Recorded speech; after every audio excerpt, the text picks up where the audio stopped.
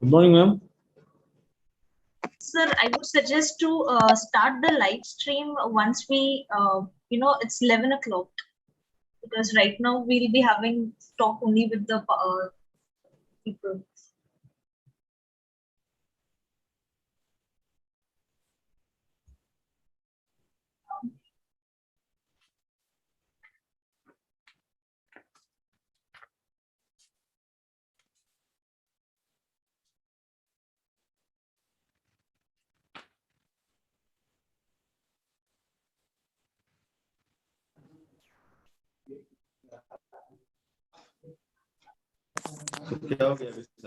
Nahida madam, am I audible?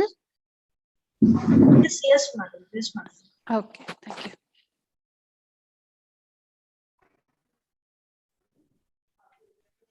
Sir को भेज देना.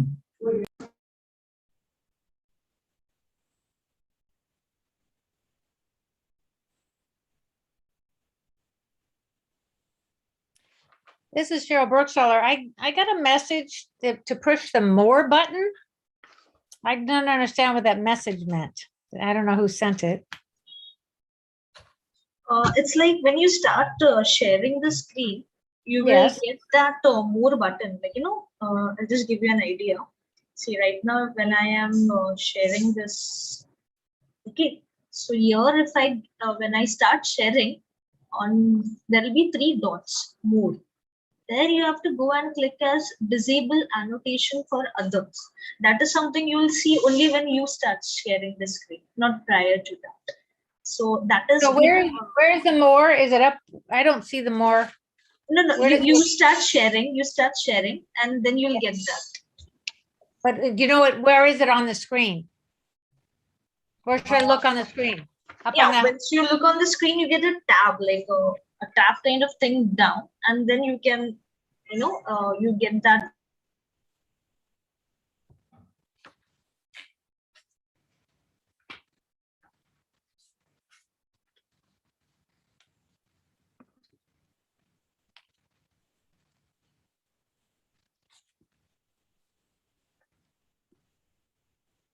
I cannot hear you anymore.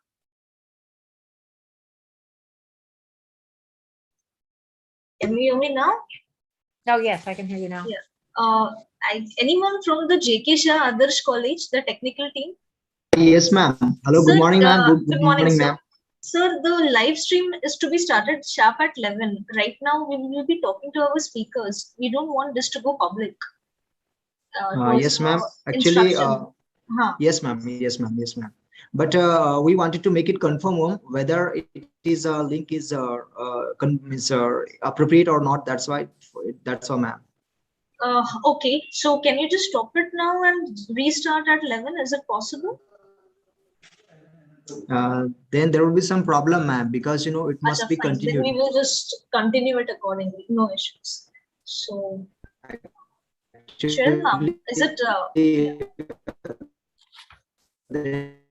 Fine. We will move ahead accordingly. No issues. And, I hope all the speakers have come in. Deborah ma'am is here. So I think there is some network issue on your end.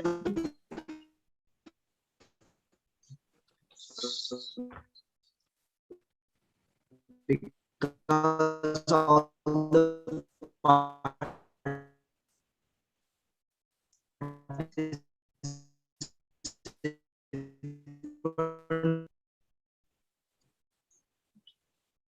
Dr. Kirti Kumar has also joined in. So I'll just quickly introduce everyone here. So we have Cheryl ma'am joining us live from US. Hello, Cheryl ma'am. That's okay. We'll just pin up the video. And, then she's our honorable dignitary joining us from University of Washington. It's an honor to have you here, ma'am.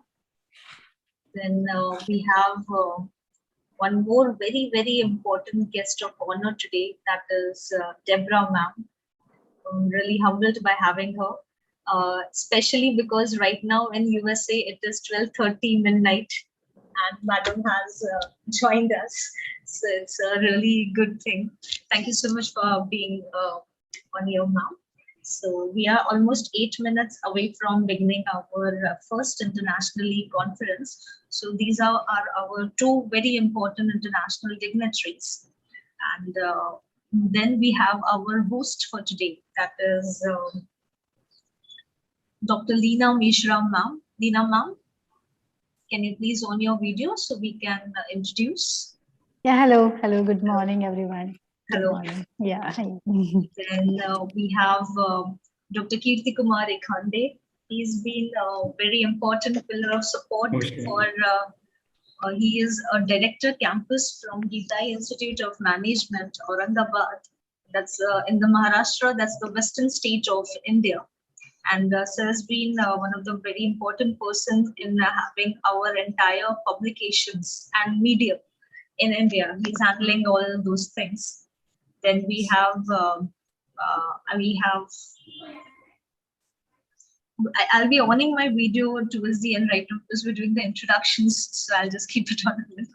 We have Professor Vinu Pandyan, sir.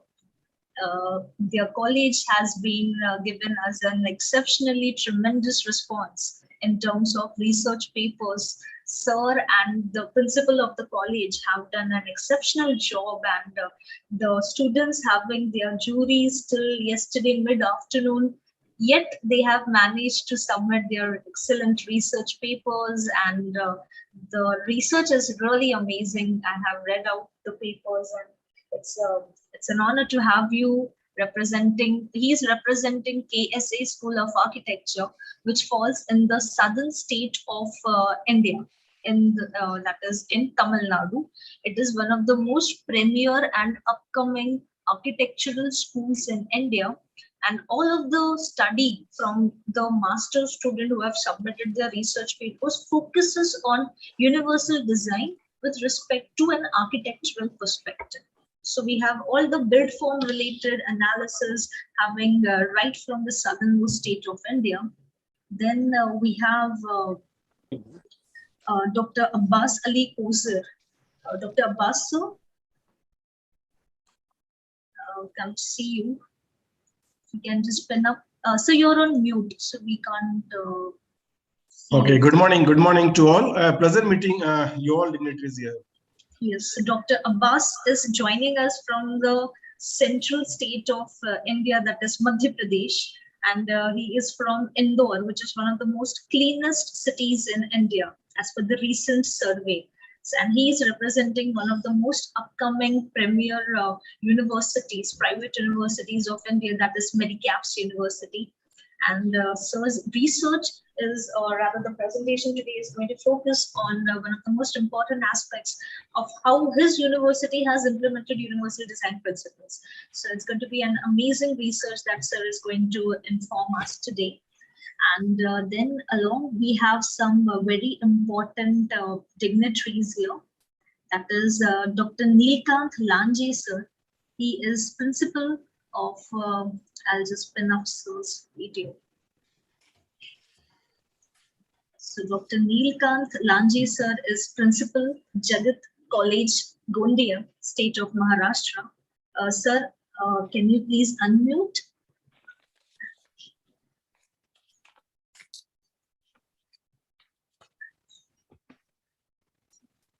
We cannot hear you, Dr. Lange, sir, principal, Jagat College. Yes, madam, I am unmute.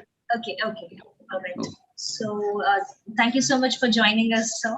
And Sir's team has done an exceptional job when it comes to, the marketing and spreading over awareness has been one of the excellent jobs done by Sir's team. They have spread out the word so well that we have got through their spread word, they became one route, and we got some really good exceptional papers joining up. And we also have our technical partner, that is J.K. Shah Adarsh College Honorable Principal, Dr. Ashok Khernar, sir. I would request sir to please unmute. Dr. Ashok, sir. Yeah. Good morning, ma'am. Good morning, sir. Good morning, sir. It's an honor to have you here. So, Sir's College has been again one of the very supporting teams we have. They have provided us the entire technical support for this amazing event that we are having today. And one of our most important partners we are having today is representing from Ratnagiri, one of the very close colleges for my personal self, that is MHK Pashal College. We have Dr. Nandakumar Govind representing. So I would request you to please unmute. Good morning, ma'am. Good morning, sir.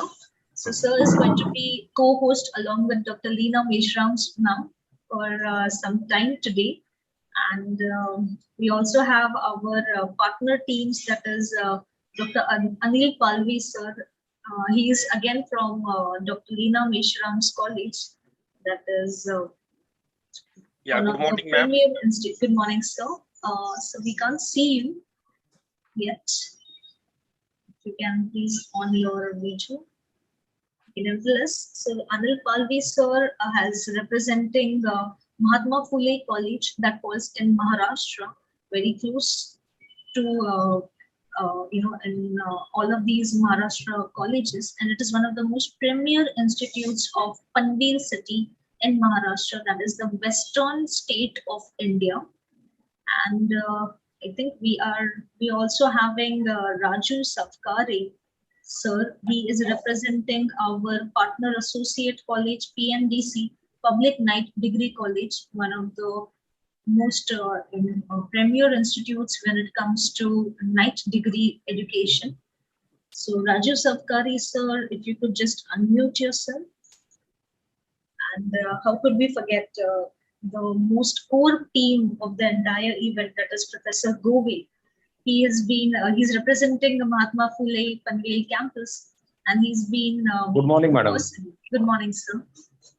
He's been the person to go ahead. The entire coordination has been very well, exceptionally done. So I guess we have, the clock has struck 11 and we are right to begin. Over to you, Dr. Leena Mishra. We are ready to go. Very good morning to one and all. I'm Dr. Leena Mishram, Assistant Professor in Zoology from Mahatma Phule Arts Science Commerce College, Panvel, Raigad District, Maharashtra. I welcome you all for the first international e-conference on universal design in institutes, organized as a community facilitation cum development program. On the International Day of Persons with Disabilities, a union day that is celebrated every year on 3rd December. The day is about promoting the rights and well-being of persons with disabilities at every level of society and development to raise awareness of the situation of persons with disabilities. The core concept of the program emphasizes the need of the hour to mark the importance of universal design in terms of the physical facilities provided in a built environment, considering everyone alike and making the place a better place for living for everyone with all equal and accessible facilities. As per the United Nations Disability Authority, Ireland, universal design is the design and composition of an environment so that it can be assessed, understood, and used to the greatest extent possible by all people, regardless of their age, size, ability, and disabilities. The event is organized by Green Bio Solutions, Palghar, an architectural and environmental design consultancy, which provides green building related services, staying true to their motto of developing healthy and sustainable institutions. It is one of the trusted names when it comes to the green and environment audits in India. The firm is known for the excellent service with the precise study and is well appreciated by the peer team as well.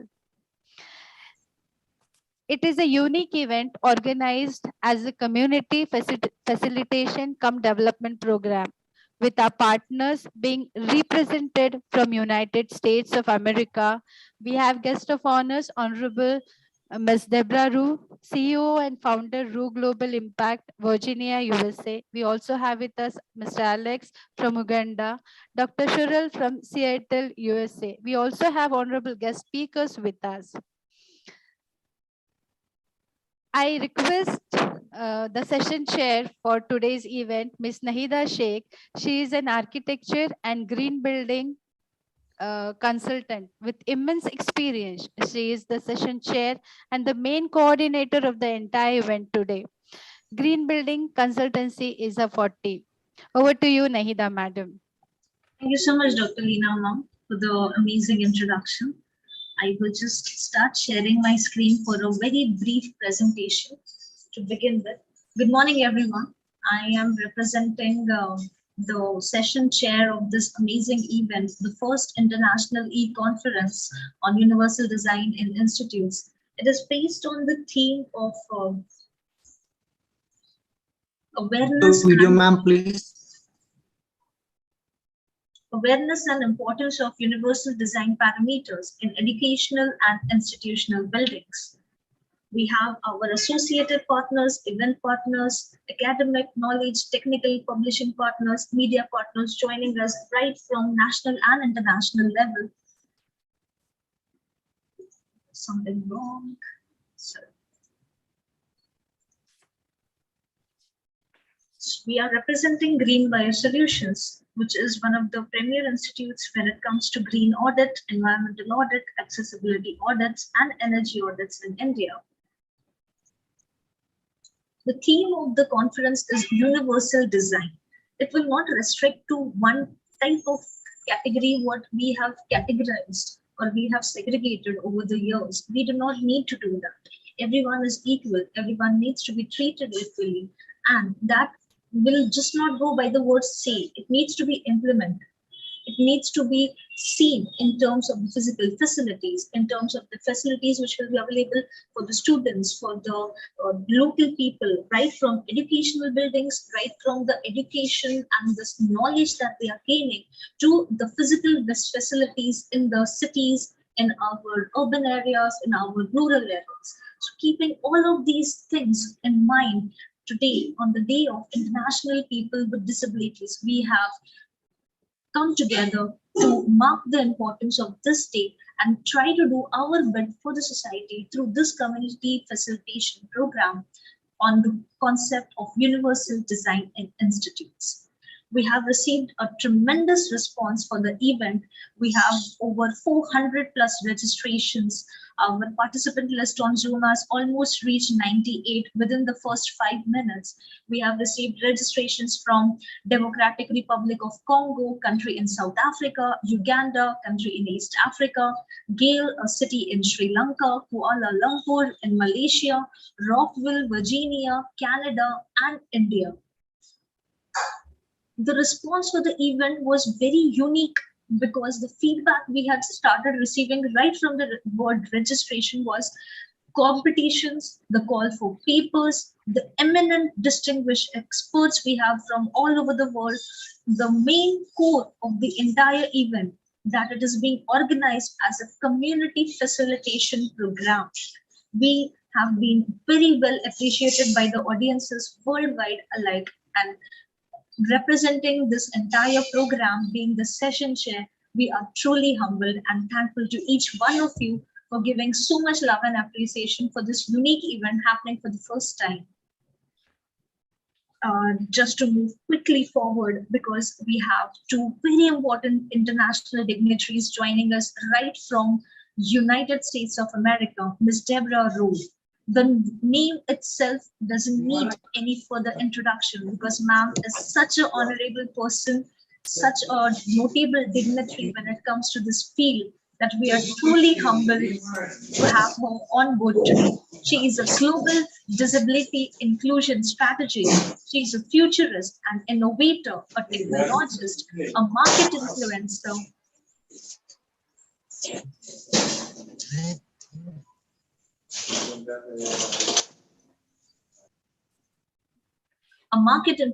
and internationally recognized keynote speaker, published author, branding expert, and an entrepreneur. She is the host of the popular program Human Potential at Work, which has an audience in 92 countries of the world with 113 regions. She is proud to be the founder and CEO of Ruh Global Impact and the co-founder and executive chair of Billion Strong.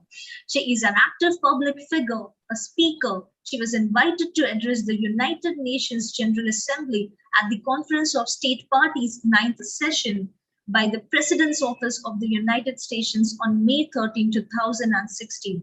More recently, she was selected to support the United Nations International Labour Organization's Global Business and Disability Network. Additionally, in 2018, the US State Department selected her as a global speaker and ambassador for the United States when visiting the foreign nations and speaking on inclusion and disability. She is selected as a Goodwill Ambassador in 2018.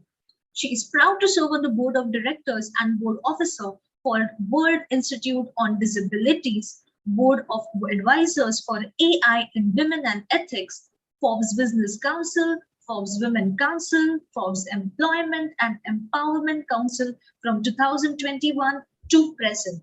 We also have one very special dignitary joining us right from the University of Washington, Dr. Cheryl Burgstaller. She has founded and she directs the Accessible Technology Services, which includes the Do It, that is Disabilities, Opportunities, Internet Working, and Technology Center at the IT Accessibility team at the University of Washington. She is an affiliate professor in the University of Washington College of Education and Disability Studies program at the UW and in the Disability Services and Studies program at City University of New York.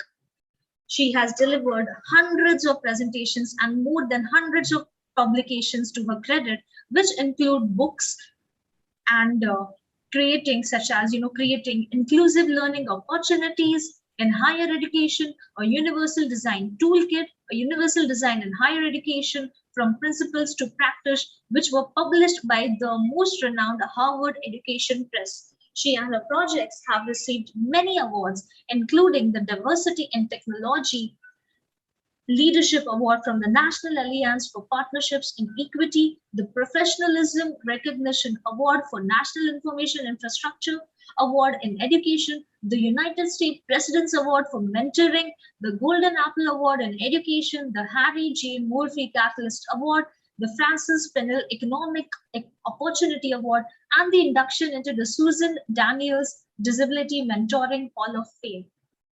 Well, the introduction itself is so intriguing that we are really looking forward to both the presentations.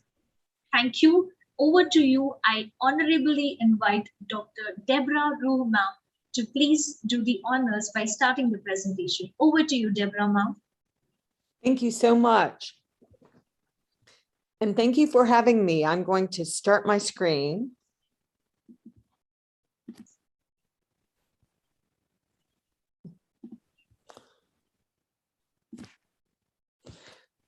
Okay, well, thank you so much for inviting me to this. I think it's very important right now that we really focus on making sure all people are included.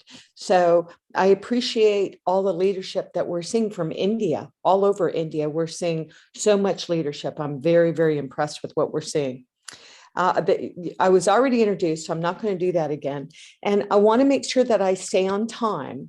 But the world, as we know, has really, really changed. It's changed so much. We know that there are at least 1.3 billion people with disabilities in the world. We think those numbers are much higher, actually, because not all countries do census. And also, not all people that are part of the disability community know that they're part and really identify as part of the community as well. So since 80% of our community are people with hidden or invisible disabilities, it's really important that our community come out with pride. So we're going to talk more about that. But we're looking at all of these issues from a global perspective. All the medical advancements, the technology advancements that we've had are improving the lives for people with disabilities all over the world, but they're so very much to do. There's so much to do. Of course, we have the Convention on the Rights of Persons with Disabilities. And here, speaking from the lens of the United States, we have the Americans with Disabilities Act. And all countries except one country has signed the Convention on the Rights of Persons with Disabilities. So the world is committing to including people with disabilities. But we have major digital divides. And we also need to make sure that corporations are really focusing on this from their corporate social responsibility and their corporate digital responsibility as well. I have created Billion Strong. My company is creating Billion Strong. It is a global nonprofit. I wanted to make sure if I'm creating a disability organization focused on identity, that we started right away by selecting a CEO that represents our community. He has lived experience as African-American. He is male. He was born in the southern part of the United States, and he was born with muscular dystrophy, and he uses a wheelchair and caregivers. But more importantly, he's a brilliant man that is ready to lead this global movement. We have 90 countries involved. India was one of the first countries to get involved in China because, as you know, all of the people are in India. There's over 1 billion people in India. So we have a lot of hope for India. And of course, we needed China involved too, because they're not doing a lot to support Chinese people that have disabilities. But we also have to look at the lens of what we're talking about from the perspective of not only people with disabilities, but people that are aging into disabilities, because all over the world, we have aging populations, including in some parts of the world that we might not think of as the populations aging so much, like in Africa and in Central and Latin America, for example. But the aging of the world is really impacting the need to make sure we're fully accessible, we're universally designed, and we're including everyone. So and a lot of these, the things that continue to happen with generations being left out, individuals being left out. So we know that there are over 70 million baby boomers in the United States, which are small numbers, once again, when we start talking about India, but the tech gaps, the multiple generations, 4 to 5 generations. We actually have 5 generations in the workforce, but we're about to have only 4 now. The cultural differences, the cybersecurity intensity attacks, and then of course, older adults wanting to live in place. But also, this is a time when society is changing their mind. I'm hoping that more society will change their mind, because it's not just about charity. There is a place for charity when including people with disabilities, but people with disabilities have been part of society since humankind began. So we need to start looking at each individual, making sure that we appreciate what they bring to the table, but it isn't always from a charity. Sometimes it's just making sure that a person is trained and included in the workforce, or have a mentorship program or apprentice. So it's got to be more than just charity. The good news is society's expectations all over the world have changed, especially our younger people. Our younger generations are saying, well, right now we're in the middle of a great awakening, certainly, but also a great resignation. 40% of people that were polled said that they do not want to be working for their employer they're working for today in a year. So I know a lot of the global technology and the healthcare companies, they're really worried about the younger generations not wanting to work for them if they're not perceived as a good corporation. And one way you can be, of the many ways you can be perceived as a good corporation is if you are hiring a diverse workforce that includes people with disabilities. But the reason why we created Billion Strong is because we've got to come together. We're over 1.3 billion people with disabilities, but we've got to come together with pride. If society won't include us, we'll include ourselves. So we are very aggressively moving forward to make sure that not only can we identify proudly that we have a disability, because I do have an invisible disability, like so many other people. I have ADHD, which is a neurodivergent diverse disability. And it causes a lot of stress and anxiety, but it also makes me a workaholic, which makes me somebody that some people would want to hire. So there are a lot of benefits to disabilities as well, including we become natural problem solvers because society disables people by not making sure that, you know, they are universally designed, by not making sure that technology is accessible, by not including us in education and employment. But I have an adult daughter that is 34 years old that was born with Down syndrome, and she's worked for 15 years. And then sadly, my husband has aged into disability, which is why we have to talk about those two things together. But we also have to look at the intersections, the cultural intersections, the other diversity and inclusion intersections like LGBT, women. Women are the largest minority group in the world, and yet we're actually the majority. There are more women in the world than men, but women are treated like a minority group. So there's a lot of social justice work that needs to be done, but we all have to come together, and we are doing that as well to make sure that we are making sure everybody's voices are heard. I want to make sure I stick to my 10 minutes. So also, it's very exciting what's happening with technology. Technology is changing the world, sometimes not for good. We have all this AI coming. We have smart glasses, exoskeletons, 3D printing of prosthetics, driverless cars. There's a lot of technology happening, but we also continue to see technology being created, homes, buildings constantly being created without them being accessible or universally designed. So even though we have lots of opportunities, we also have a lot of work to do. There's also a major market opportunity for the global brands all over the world. They really, really want everybody to think that they care about our community, and they do, a lot of them do, but we're seeing a lot more commercials happening, certainly in the States, but all over the world, in the UK and Australia, where we're meaningfully including people with disabilities, and the brands want us to know that they want to include us, including efforts right now like the Valuable 500, where 500 major global corporations came together at a CEO level with the World Economic Forum and agreed to include people with disabilities. So this is a big deal. It's not going away. It's just building momentum now. There's a direct path to the community. People are being heard. They want to be heard. They want to be included. And all of this is being changed by society's expectations changing, but we also have to be agents of the Sustainable Development Goals to make sure all people are included and valued in these conversations. So I went really fast, and I have all of my contact information, my show. I also do Access Chat, which is the world's largest tweet chat. And then I have my books, but mainly I just am very appreciative to be here. And I look forward to helping NIJAMPUR and the others as we continue these conversations. So thank you. Most welcome, ma'am. Most welcome. It was an honor to have your presentation. We will quickly have Dr. Cheryl ma'am's presentation and a short question answer session with both of you. So I honorably invite Dr. Cheryl ma'am joining us live from University of Washington to please present her talk.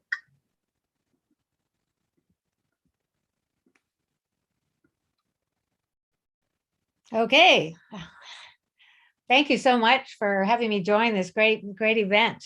It's so important for us to learn from each other all over the country, our country and yours, and all around the world about universal design. We're finding universal design being applied to so many different areas, physical spaces, technology, instruction, services, work sites. There are so many ways we can apply universal design, but often we're siloed and we're working in our own little area. So what I'm going to talk about today is that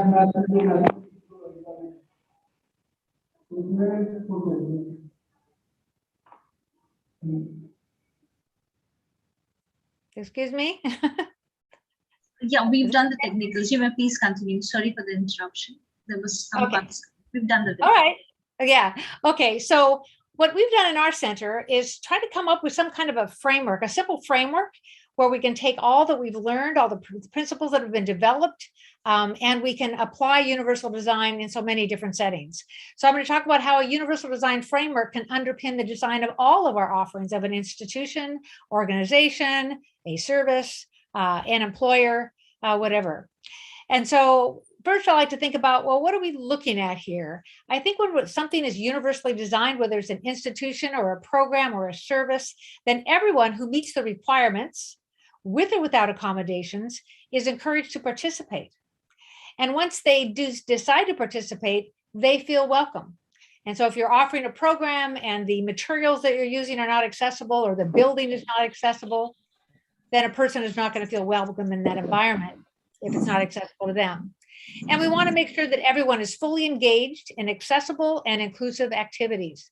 And Dr. Roux has presented a lot of different aspects of this, a lot of different pieces of the puzzle, but how can we create this into some kind of a framework? And so the framework we've developed, I'll just give you an outline of it, for universal design is to, first of all, just define what your scope is. Are you applying it to an online learning course or to a full institution of higher education or employment setting? What definition are you going to use for universal design? What principles are you going to adopt and guidelines will you apply? And then what specific practices fit within your field of application and what process are you going to use? And so starting with the definition, the one that I like to use is one that's commonly used from the Center for Universal Design at the North Carolina State University years ago.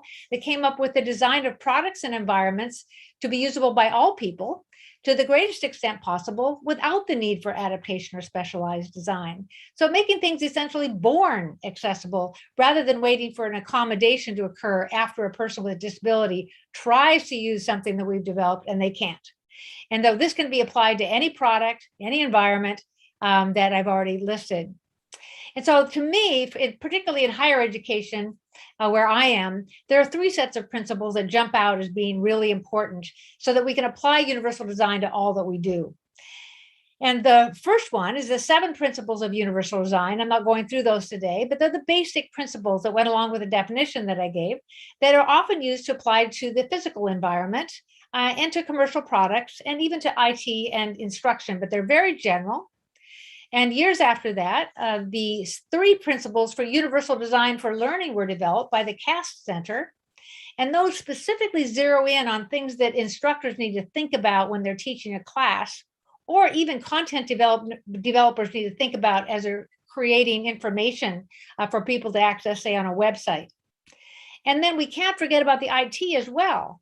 And so we have actually the Web Content Accessibility Guidelines of the World Wide Web Consortium that have been applied across all countries in the world, and also are underpinned by 4 basic principles. And so we put all these principles together. We have 17 principles. Now, instead of memorizing those principles, I have looked through all of them, and I think that if you just follow these 2 ideas, then you'll have a universal design product. And so if we apply universal design for learning, and the WCAG principles, they require that we provide multiple ways for participants to learn, to demonstrate what they have learned, and to engage with one another and with the content that we're presenting. But we also need to ensure that all the technologies and the facilities and the services, resources, and strategies are also technically accessible to individuals with a wide variety of disabilities. Some people, for example, in instruction, might know to provide multiple ways to learn. And so they'll provide a videotape and then their video, and then they'll have a reading material. But the second principle here requires that we make sure that video is captioned accurately and that those materials are designed in an accessible format. And so this will cover most applications that we will apply in the things that we do. And so when we look at universal design, we can think of it as an attitude. To me, it's almost more than anything else an attitude. Whenever we're looking at the design of something, we ask ourselves, how can we think about the broadest range of people that might be using this service or taking this course, rather than what we often do is think about the average person or the typical person. So we think about the normal curve and think, well, let's just hit the middle somewhere. But no, for universal design, we're looking out at those margins and making sure that everybody is included in the design as much as possible without having to ask us for additional accommodations. This is particularly important because, as Dr. Roux says, most disabilities are not even obvious. And many people don't disclose their disabilities. They're worried about being discriminated against, or they might be embarrassed. But if we really think about the great diversity in the way people learn and the way they maneuver in the environment, the great diversity in sensory abilities and so forth, then we'll make sure as much as possible those products will be accessible to them too. It's a goal that we'll probably never reach, but everyone will be able to be fully engaged in what we're doing. But we should always have that goal in mind. And it's a process where we systematically think about at every step of the design process, how we can include the issues related to all diverse populations. Universal design values diversity, equity, and inclusion. Universal design can be used as a framework for what in our country, in many of our post-secondary institutions and employment settings now are having these diversity, equity, and inclusion, DEI initiatives. And universal design can provide a framework because it deals not just with disability, but other diversity characteristics like gender identity, racial, ethnic status, and so forth. It promotes best practices, and absolutely universal design does not lower standards. For example, in a course, if an instructor thinks they're lowering their standards, they're not applying universal design, they're doing something else. It just gives everyone a level playing field so they can succeed in those classes. It's proactive. We're always thinking ahead of time in our design. It's implemented incrementally, so we don't have to do everything all at once. It doesn't have to be overwhelming. It is for the benefit of everyone, and then minimizes the need for accommodations. So you can take a look at our resources where we have a lot of information about this framework and also specific practices in many application areas as they apply to education. That's the Center for Universal Design in Education, which is sponsored by the Do It Center, and it's at uw.edu/DOIT/CUDE. And the book that I recently published on this topic, Creating Inclusive Learning Opportunities in Higher Education, a Universal Design Toolkit, and information is available at that website. So thank you very much. I really enjoy being here. Most welcome. Thank you so much. I have some quick questions for you, which are raised by our participants. So there we go. The first question is, will excess detailing and colors affect the concentration of students? So would you like to throw some light on this? So Dr. Roo, do you want to start? I think Dr. Roo has some issue. Maybe you could start on this. Oh, sure. Oh, absolutely. When I see this question, I think about these diversity efforts that are going on on our campuses and in our country specifically, where we are getting to recognize more diversity in racial, ethnic areas and age and sexual identity and so forth that include disability. But sometimes we don't consider the disability as part of that great diversity that we have. Sometimes our campuses think of disability as being a very separate thing, but we're promoting the idea that disability should be included in all of those DEI initiatives. Okay. Well, in that case, even some, in terms of architectural aspect, I suppose I would like to throw some light on this question would be that too much of anything, there is one concept we use in architecture that is less is more. So at times, too much of excess of anything might not be that soothing to the eyes. That perspective, yes, definitely, less of these things would have a better effect when it comes to concentration of students. And Dr. Sharon, a quick second question for you before we run out of time. Is it possible for learning in a semi-open spaces even in all seasons? So this reminds me of what we've gone through in the COVID-19 pandemic. All around the world, we have converted our on-site courses to online.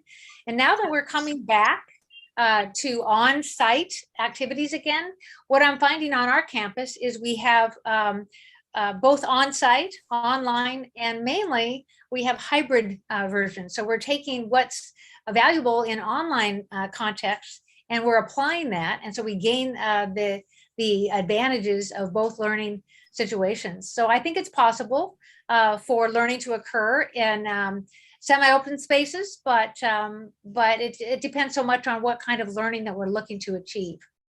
I absolutely agree with you in this statement. And just to again share with an example, there is a very beautiful design that has come up in the Rajasthan state of India, wherein an international architect has collaborated and jointly designed a beautiful school in the rural area, which is again a very eco-friendly and green building, and it provides a very soothing environment when it comes to semi-open spaces. This also reminds me of architect Laurie Baker and his designs in the Kerala and southern states of India, wherein such beautiful designs of studying in semi-open spaces with the use of jalis, with the use of veranda spaces, has been an intriguing place to study. When we were studying architecture, we used to think, why are we not in such spaces? So yes, I think as Dr. Cheryl rightly agreed, it is possible for learning in a semi-open spaces, even in all seasons. So thank you so much, Dr. Cheryl, ma'am. We will quickly move from here, and we will now hand over to Dr. Nandakumar for taking the hosting forward. Over to you, Dr. Nandakumar. And we will get back to with Cheryl ma'am in the question answer session with the national level experts shortly. Dr. Nandakumar. Yes, ma'am. Yes, sir. Over to you. Hello. Yes, sir. You are audible. Yes.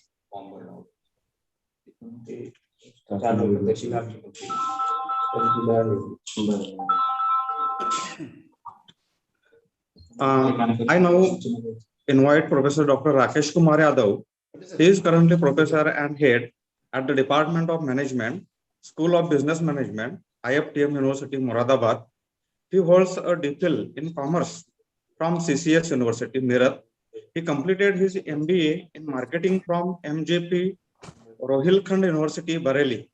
Professor Yadav has been the founder member of different management institutes in UP and NCR. He has published more than 40 research papers in UGC approved and peer-reviewed journals of national and international repute and conference proceedings. He has written many book chapters. He has developed 8 units of business environment and 20 units of human resource management of self-learning materials for MBA program of Uttar Pradesh Rajarshi Tandon Open University, Prayagraj. Professor Yadav is also the director of Internal Quality Assurance Cell, IQAC, of IFTM University. He is the member of Academic Council of IFTM University. He is member of Board of Studies of School of Business Management and School of Law, and member of Research Degree Committee of Commerce of IFTM University. He is also the SPOC of local chapter of NPTEL. He is the nodal officer for NIRF.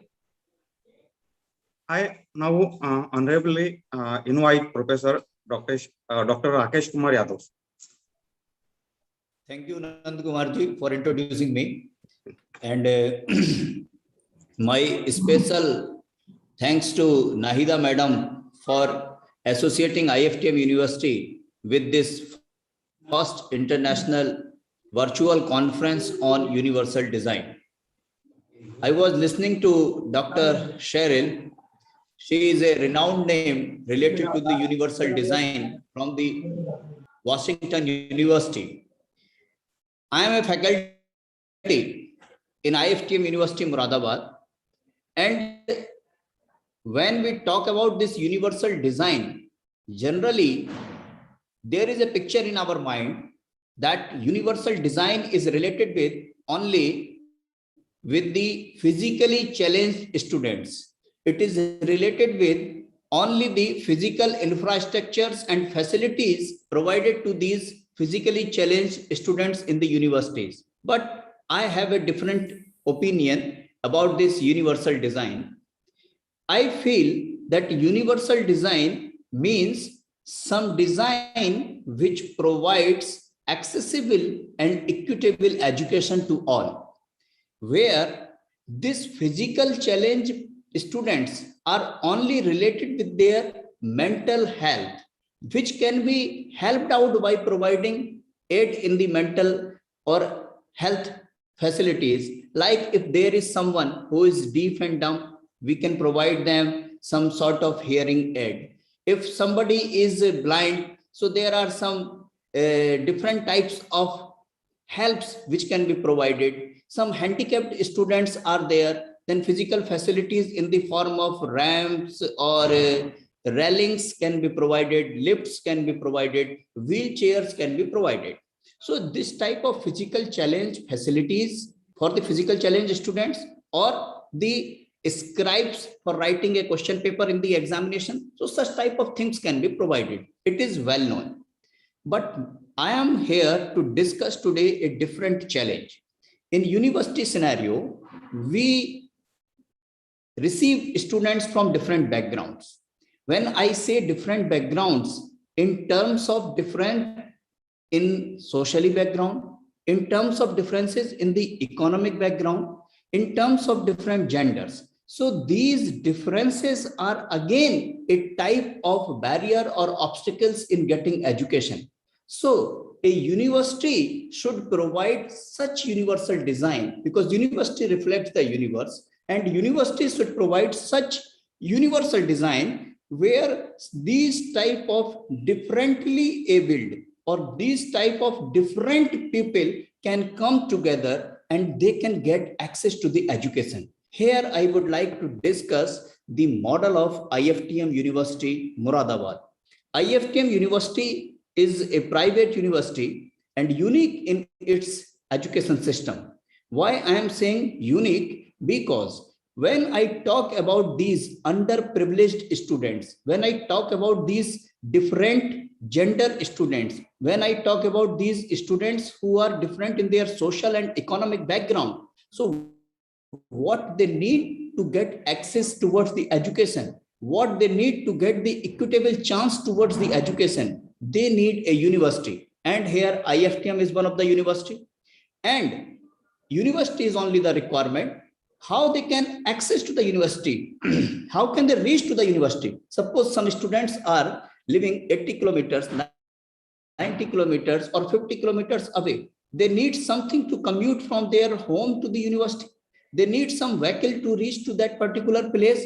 And if they are economically challenged, if they are socially backward, if they are underprivileged, so how can they afford such expenses to reach daily to that particular university? So here IFTM University has a special provision. We provide free transportation to our students, and this free transportation provides the access of reach to the university. This is one thing how we can ask these students to come to university system, how we can provide them access. Then second, the social and economic challenge, the differences makes the students, you can say, somewhere inferior in their thinking that what will we wear when we will go to the university? What should be the dress code? What should be the clothings? So university, IFTM University provides free uniform to all the students so that we can reduce or we can eliminate any type of demarcation of financial differences in the wearing.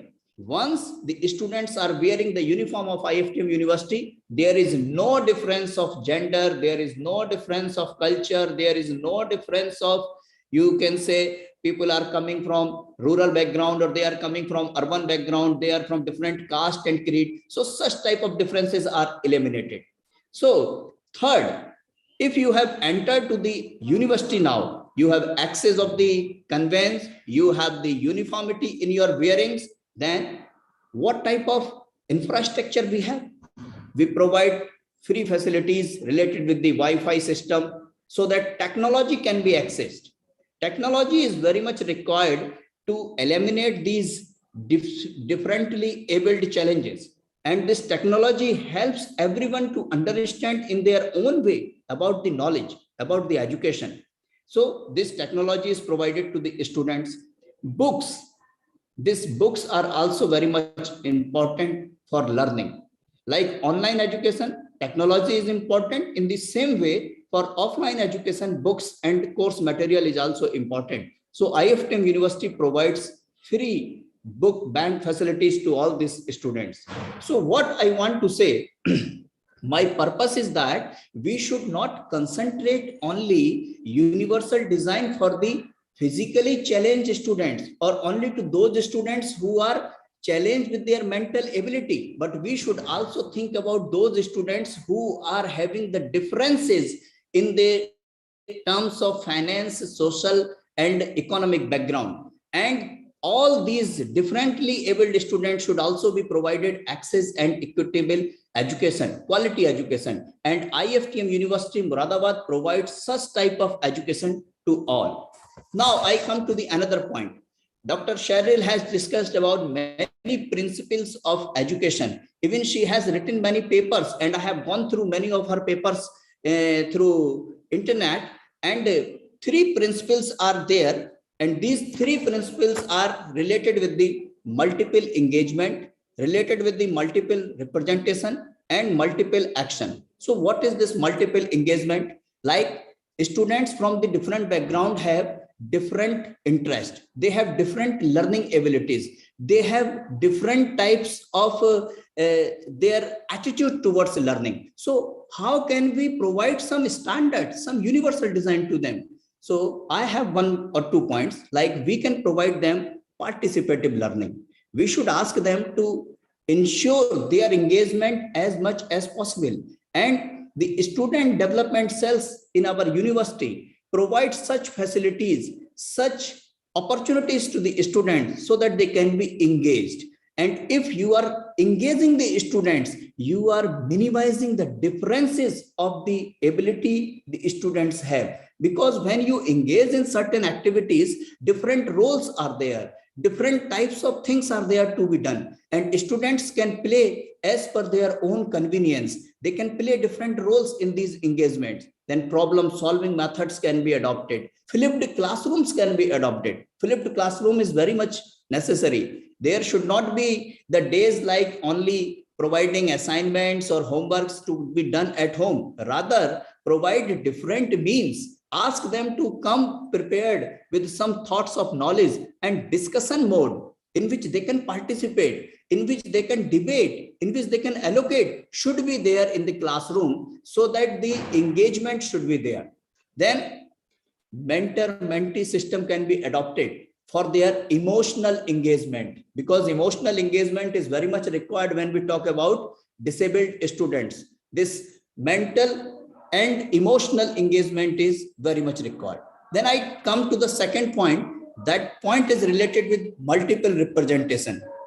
Multiple representation means these are the days when we cannot be depend only on the lecture methods, but we should provide different ways of representation. Students should not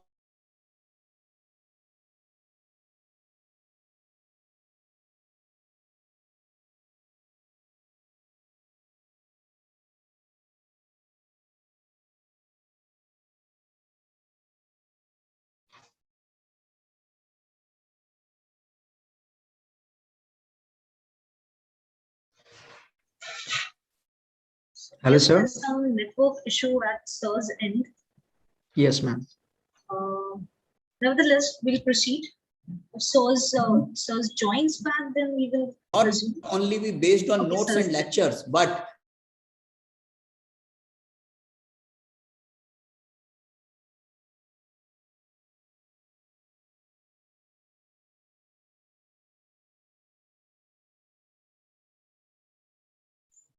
Dr. Rakesh, sir, you are on mute. We cannot hear you. Yes. Am I audible now? Yes, for a couple of minutes, your video as well as was stuck. So maybe you could continue accordingly. Okay.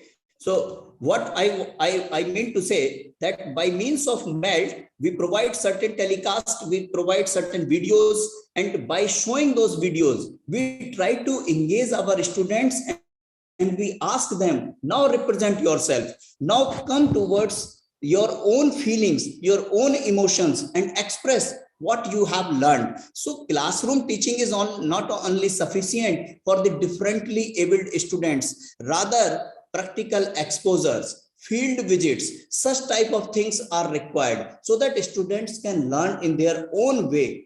Give them this type, fun melas can be created, best out of waste exhibitions can be created. So such type of representations are required. Then like for law students, moot courts can be organized, and by moot courts students can play the role of judge, they can play the role of lawyers, and the actual picture, actual scene can be created. So such type of things are required for the students. The third point, multiple actions and expressions. Again, there is examination systems in the university. So only asking the students to write up a copy or write up 3 or 4 questions is not only required, but what we require, we should provide them flexibility of their learning outcomes. They should reflect their outcomes in way of verbal expressions, by means of providing some oral test, by means of some interviews. This can be done rather writing only a copy, or even sometimes we can ask them to provide some practical, like making some flow charts, making some diagrams. So graphical expression they can provide. So this is again one of the active expressions they can do.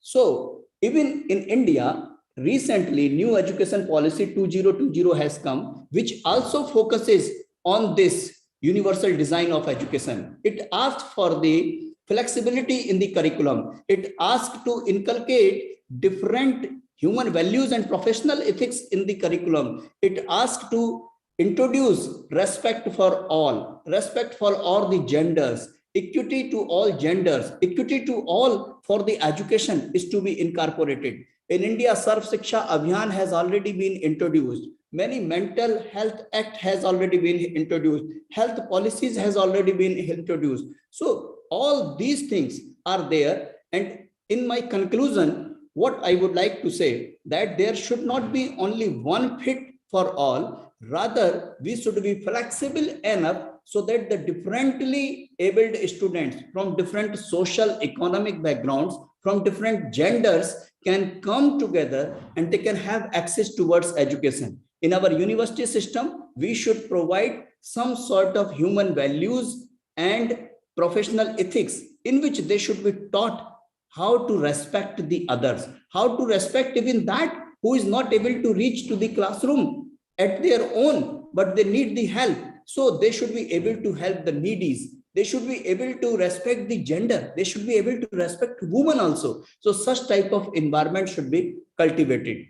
So this is all from my side. My purpose was to convert the picture of this universal design from not only towards the architectural design of the buildings, or not only towards the physically challenged and physical facilities, but to think about those challenges which comes from social and economic and financial background. That means these are also the different abled students who need inclusive and accessible educations. Thank you. Thank you so much, Dr. Rakesh sir, for the wonderful presentation. I now invite L. Vinu Andyan, an architect and urban designer, currently working as an associate professor at the Kalasalingam School of Architecture, Krishnankoil. He gained an understanding inexpensive the industry over the years of experience through various scales of project involvement. He has worked on many projects of national importance and international projects that include city-level master planning, housing, campus design, shopping malls, and retail interiors. He has worked with varied stakeholders, had been in a key role in many organizations, a highly motivated and goal-oriented person, a good strategist, independent thinker, leader, and initiator. Organized the events, seminars, and workshops in art and architecture, interested in understanding and adopting new teaching methods, creative ideas, and innovation. Enthusiastic designer with creative flair, excellent communication, and strong management skills. Currently working as a part-time research scholar and a full-time teaching faculty at the Kalasalingam School of architecture. Now I honorably request, invite Dr. Okay. Please, sir. Thank you, sir. Thank you for the very warm welcome. Am I audible, sir? Am I audible? Sir. Yes, sir. Yes, sir. Yes, sir. If you can permit me, I'll slightly share our institution video from where we come, and then maybe I'll start the presentation. Thank you, sir.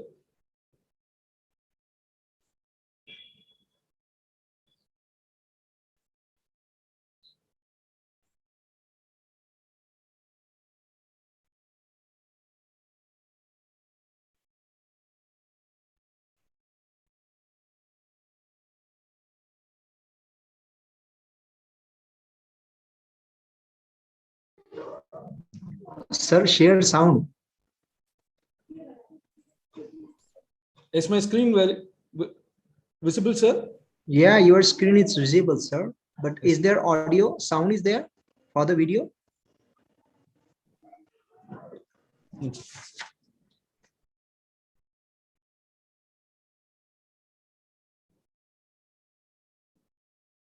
Sir, there is an option share sound for the PPT or the video which you are showing, sir. Sorry, sir. Is there audio for your video, sir? Excuse me, sir. Just a second. Share audio like that.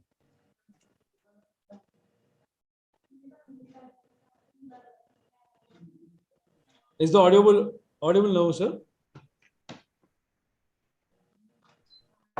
Not yet. Nevertheless, we can continue without audio since it's a video. If possible, take your mic to the speaker of a laptop or whatever you're carrying.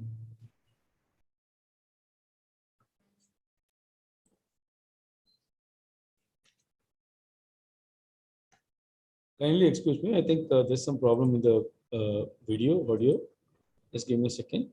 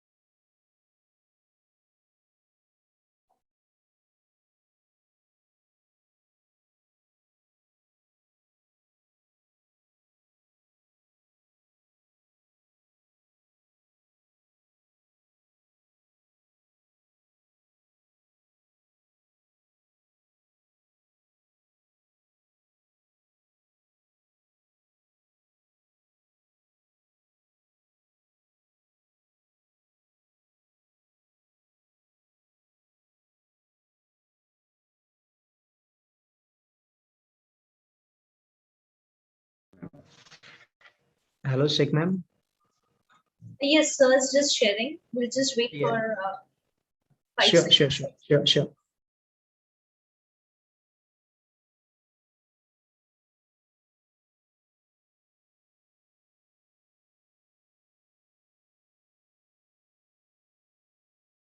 Sir, there are the three dots. It's fine even if the audio is not coming because I think there is some network issue. There is heavy rains.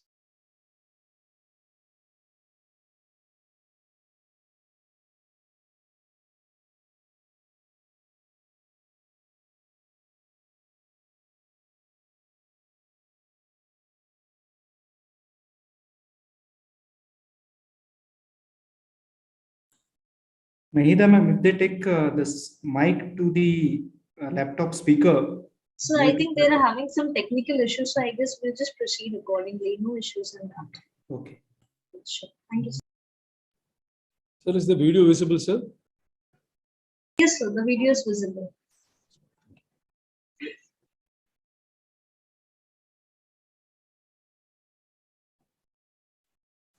So as you see, this is our university campus, just a video of how our institution works.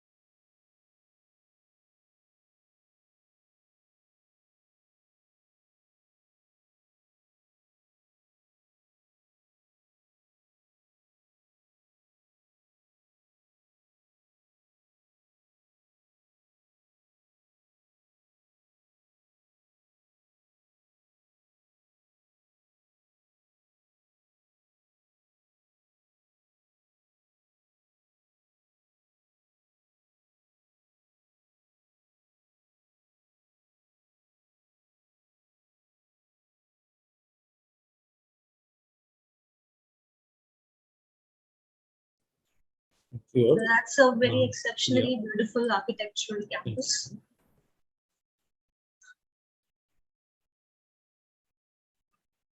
So without wasting much of my time, let me start my presentation. The topic that I'm interested in presenting is about inclusive spaces in learning environment. So as you see, as we just saw the campus video, we have a lot of people coming from a rural background from South Tamil Nadu. So the thing is that we have a variety of people, not only from Tamil Nadu, we get people from all over the world. We have foreign students, students from other nationalities and other states and things like that. So when we discuss on the special people and the social statistics, nearly about 15% of the global population, we have the disabled or the differently abled people, which are who are more likely to have disabilities with more of negative socio-economic prospects. So our institute, we are trying to give our level best through our quality education in a hybrid mode, using digital and in-person medium of delivering education to give quality education to many students coming from the rural India. So as we see here, the principles of universal design is more or less focused on equitable use, flexibility in usage, simple, noticeable. Say for example, if we have signages, it has to be legible, information that can be communicated without much stress on language and all that, language barriers.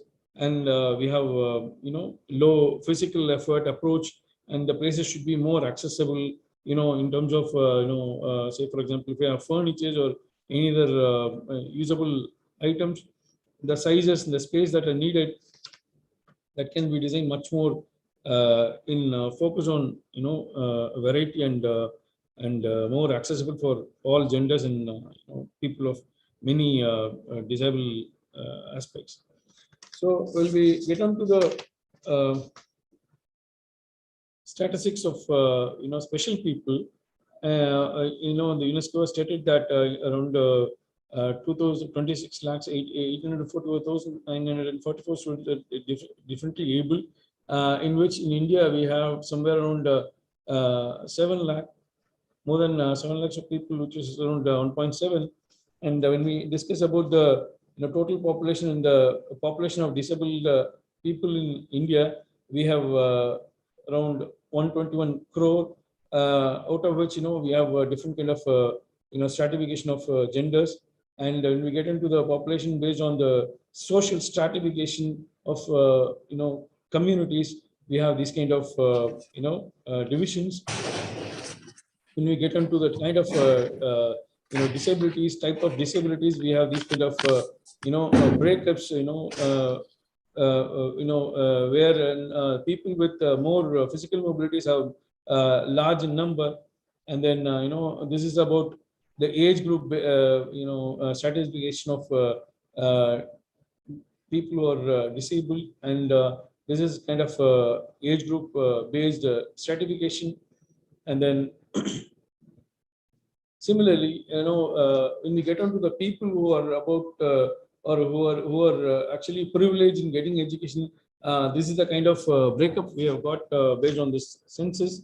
Around 61% of the disabled children between 5 to 19 years are attending the educational institutions for various types of learning processes. And then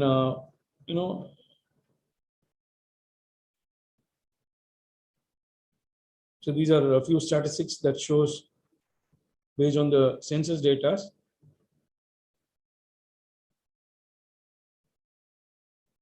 It shows the different kind of disabilities for different kind of differently able people, genders, etc. And then you have this education level that shows the count of people out of the total population.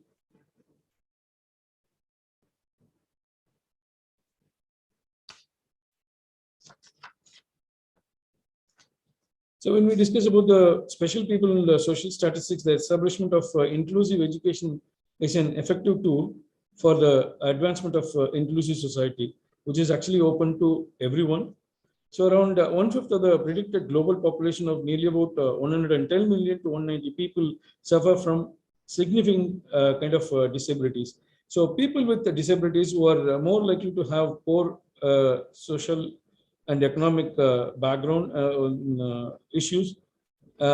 Maybe people have lack of education, access for poor education, or poor access for education, or sometimes poor health, or limited employment opportunities, or maybe the higher rates of poverty. So,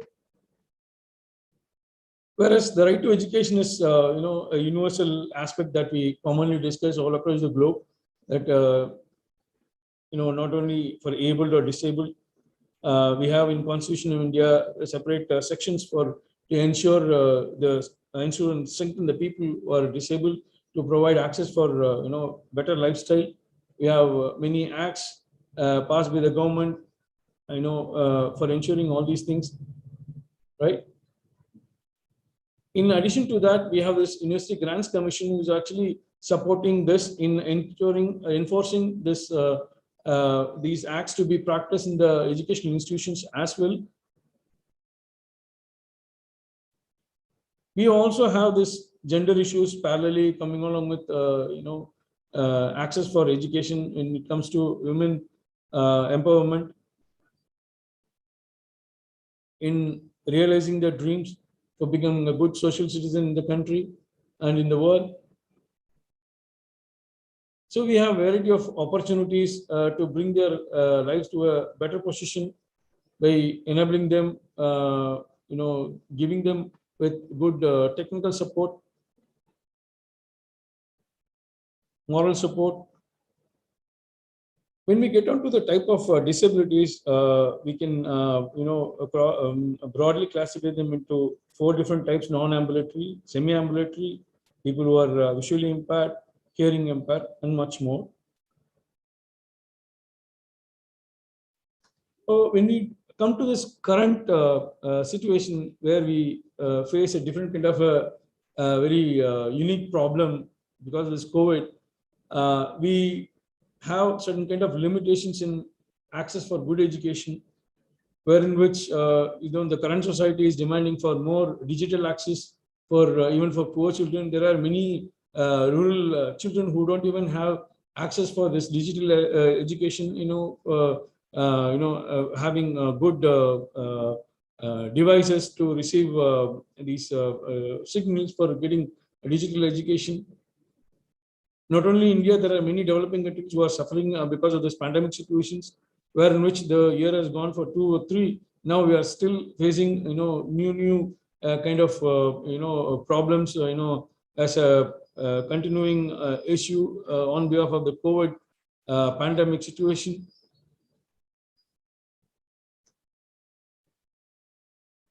So while coming to learning, we believe in more of a hybrid kind of a learning method, wherein in person, in an institute, in a classroom, and in combination with the digital support, we can give a better education for the transfer of knowledge. So when we come to the kind of design requirements, somebody needs to ensure in educational buildings, campuses, there are these kind of standards that are proposed by the Central Public Works Departments in India. Ensuring the size of doors for the entry points,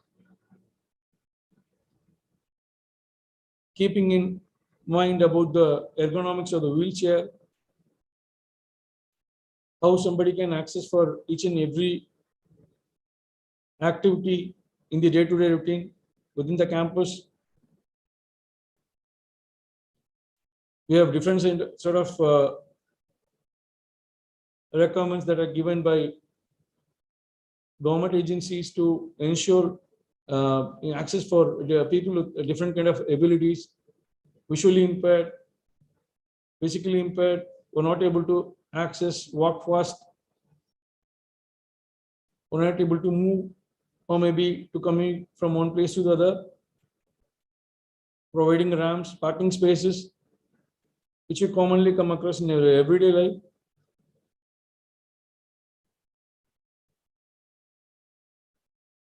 Ensuring a very accessible slope range for the people to maneuver from the lower to high levels of access. ensuring a specific location for parking spaces for people who travel by different motorized vehicles, landing areas, staircases. There are door entries, etc., etc.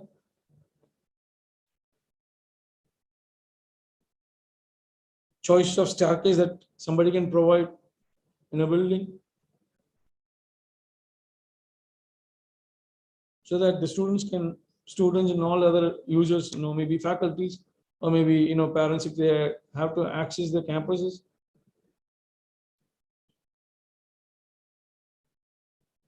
The toilet facilities, the mandates that are needed to provide for a better access for toilets to satisfy the basic needs, the kind of provisions somebody needs to provide while designing accessible environment.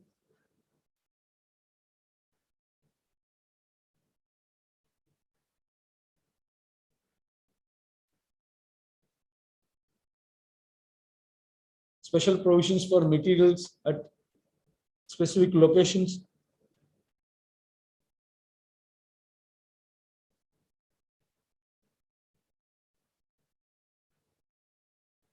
How somebody can provide a continuous access from the entry till the endpoint. Destinations. Provisions at information centers, entry points, in canteens, or maybe food joints or cafeterias, or even at the entry points where the campus entry starts, crossover points. Well, looking at that, there are many details one needs to look at, right from the smallest detail of, doorknob to the largest, the entire campus level designing strategy. As we see here, one needs to look at the illumination levels, to give a focus on people with disability issues,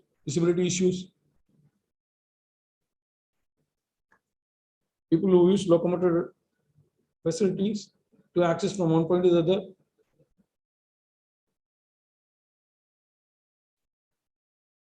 Even at telephone points, like how somebody needs to design a kind of design requirements somebody needs to satisfy.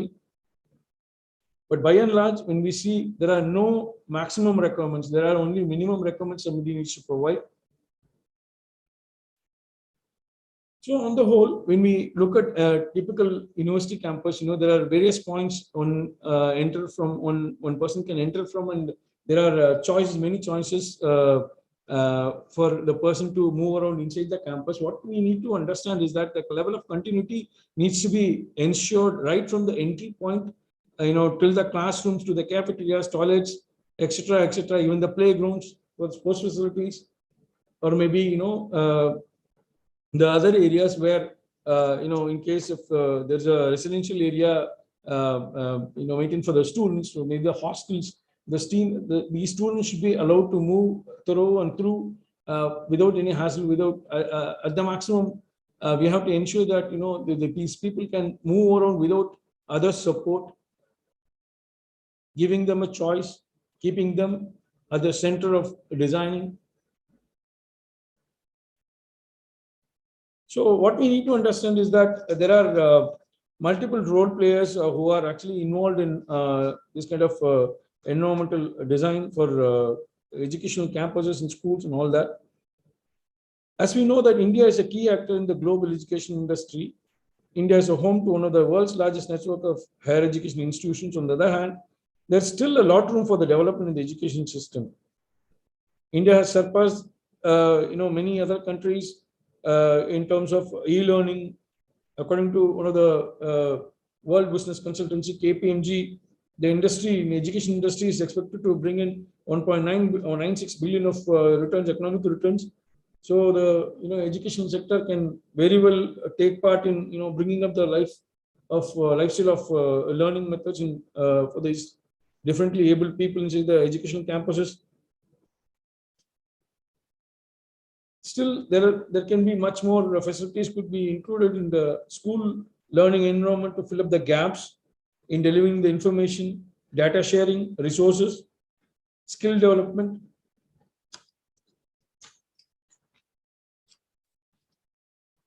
On the whole, this can be used to access current planning, design, direct design process, and to both act as a example for reference for both for designers and the clientele about characteristics of more usable locations, places, and goods. Thank you.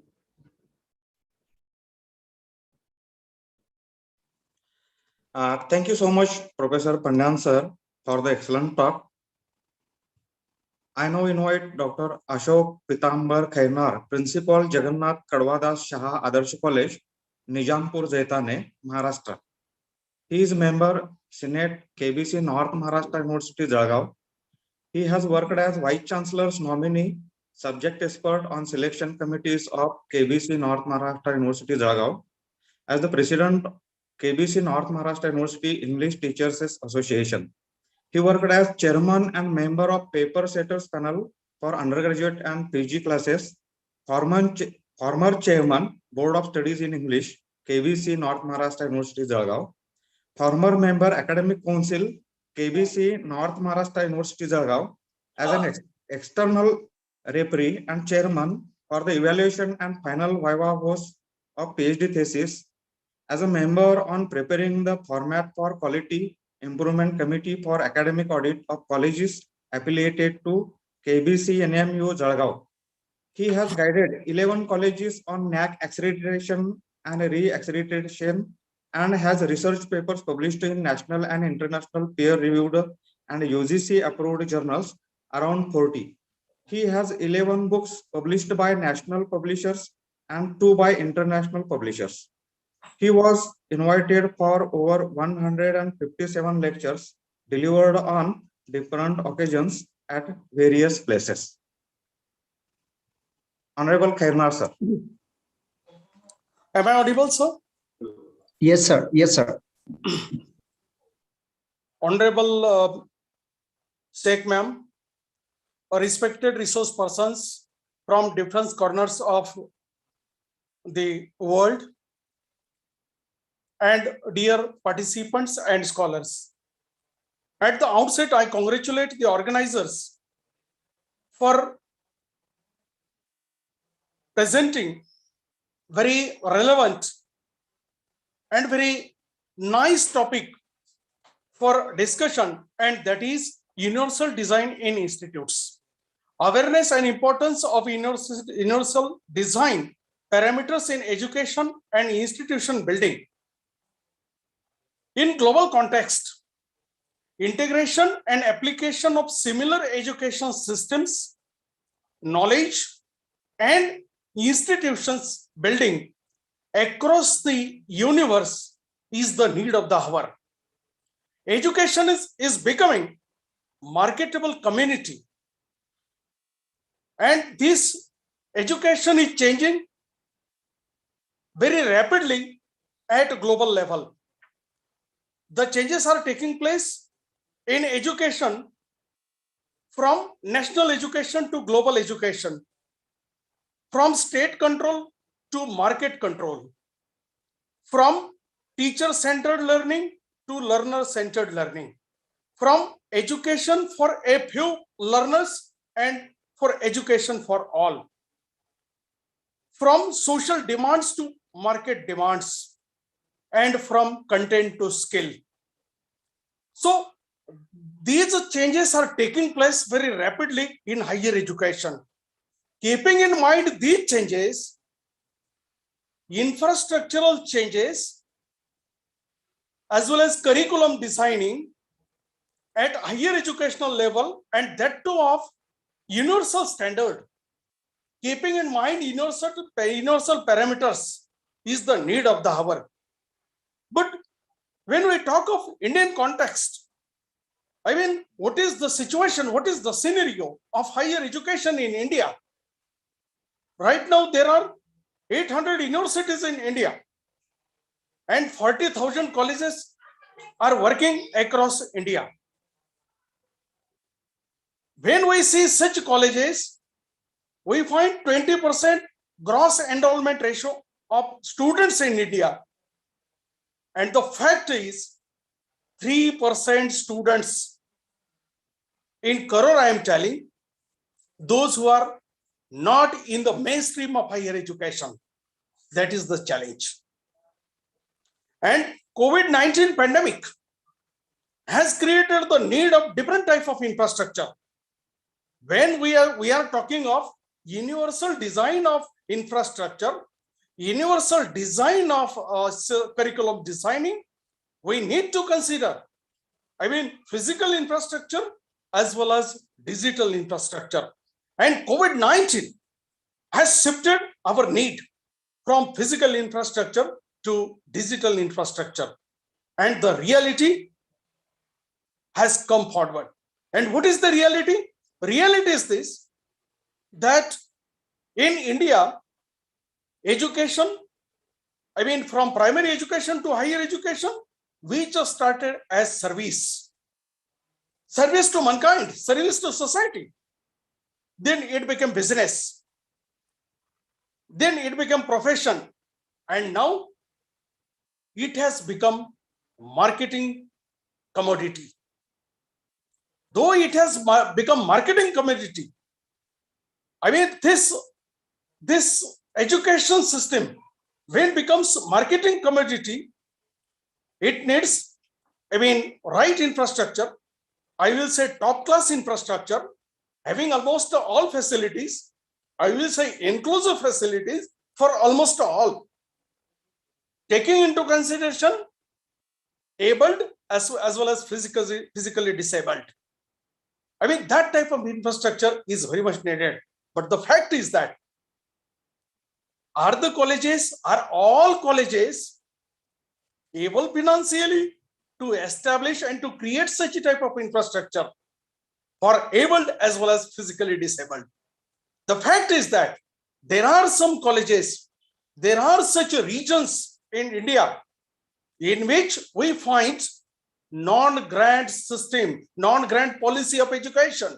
Even arts, commerce, and science colleges are non-grant.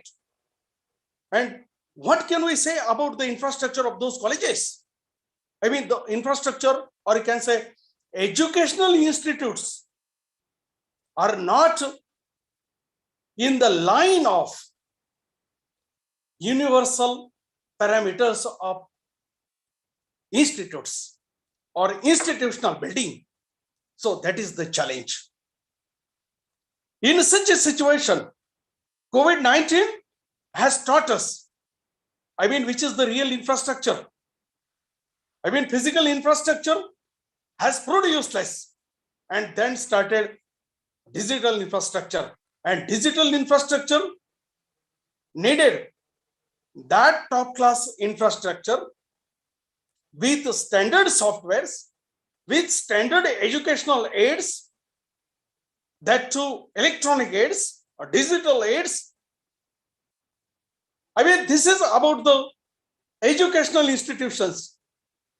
But when we talk of the students, those who come from rural, tribal, hilly area, in most of the regions, in most of the states of India, we find the students, those who are coming from remote area,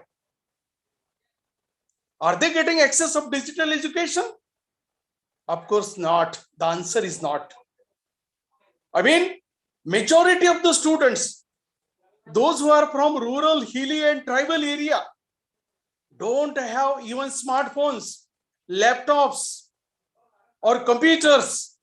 They don't have such a type of infrastructure. They don't have such type of digital learning aids. And in such a situation, they remain away from education. We should think of those students. What can be done for those students when we talk of universal design of institutions, universal design of education? What about those students? What is about the inclusive education? What is about the inclusive educational institutions, I mean infrastructure of the educational institutions. That is the challenge. When we talk of curriculum, I mean the curriculum should be global. As I said that previously, education was for the social, educational and individual upliftment, for the social, educational and individual upliftment. But now education has become the need of the market. And according to that market, the student has to learn. I mean, systematic change, necessary change in the curriculum is also the need of the hour.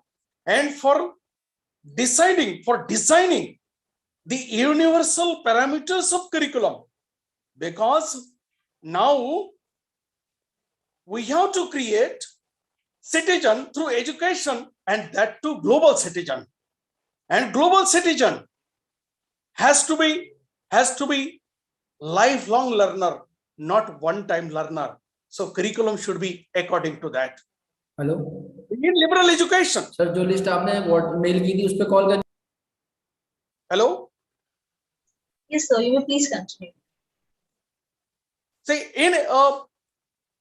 in education, we find that we have to make global citizen, and global citizen should be prepared with the help of that type of curriculum of that standard, that of universal standard. We talk of liberal education. In liberal education, there is a special subject system. I mean, a discipline specific system. But nature does not think in terms of chemistry. Nature does not think in terms of physics. It thinks in terms of totality. And that's why curriculum is to be designed. Educational institutions, how to create that type of infrastructure which will have multidisciplinary approach. I mean, multidisciplinary approach in curriculum design, multidisciplinary approach in institutional building should be adopted in universal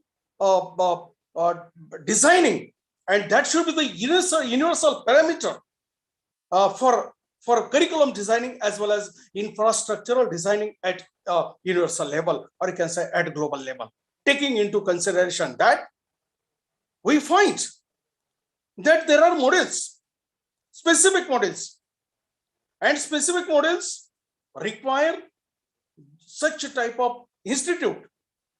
In India, do we have access to the poor boys, those who cannot afford that type of education?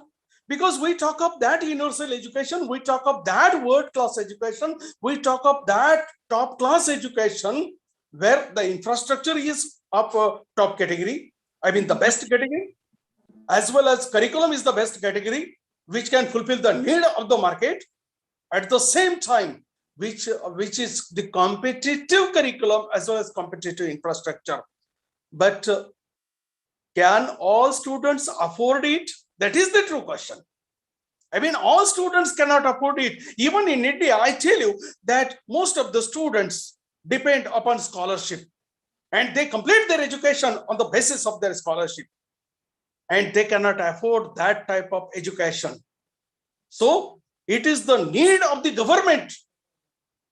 It is not only the duty of the private institute. It is not only the duty of the private institute, but it should be the duty of the government. The government has to cooperate. The government has to support financially to education institutes to create that type of infrastructure which will be in the line of universal infrastructure, inclusive for abled as well as physically disabled. We can say Divyang. At the same time, that should be affordable education. And then there will be the principle of equity, equality, access, and quality. And that is the true education. And this should be the parameter for the education at global level, or you can say universal level. But unfortunately, education is becoming very costly, and even the students, those who commit from poor families, cannot afford that education. That is the true problem. I mean, there are such institutes ready with top class infrastructure, ready with world class, I mean, market needed curriculum, but all students cannot afford that type of education. That is the challenge. And that's why the priority should be given to inclusive education. Education should be open for all. Openness of education, not only openness of the infrastructure, not only openness of the curriculum, because education is the only means of individual, social, and economic transformation. Keeping in mind this, there should be the support from government to the youth, and to bring them into the mainstream of education, and to make them the global citizens, and to make them skilled, to make them competent for this world. I mean, that is the need of the hour. So a lot can be said.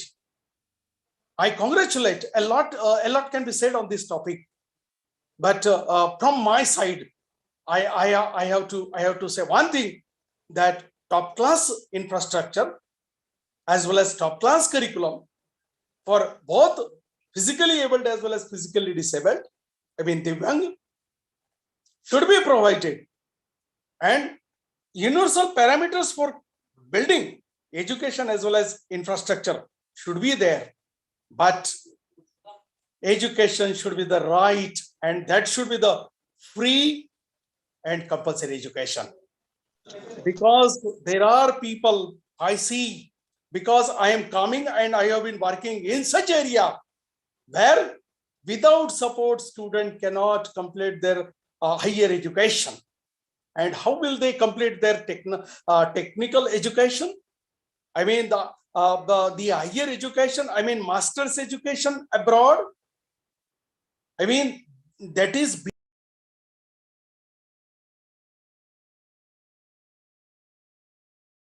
beyond their reach. So education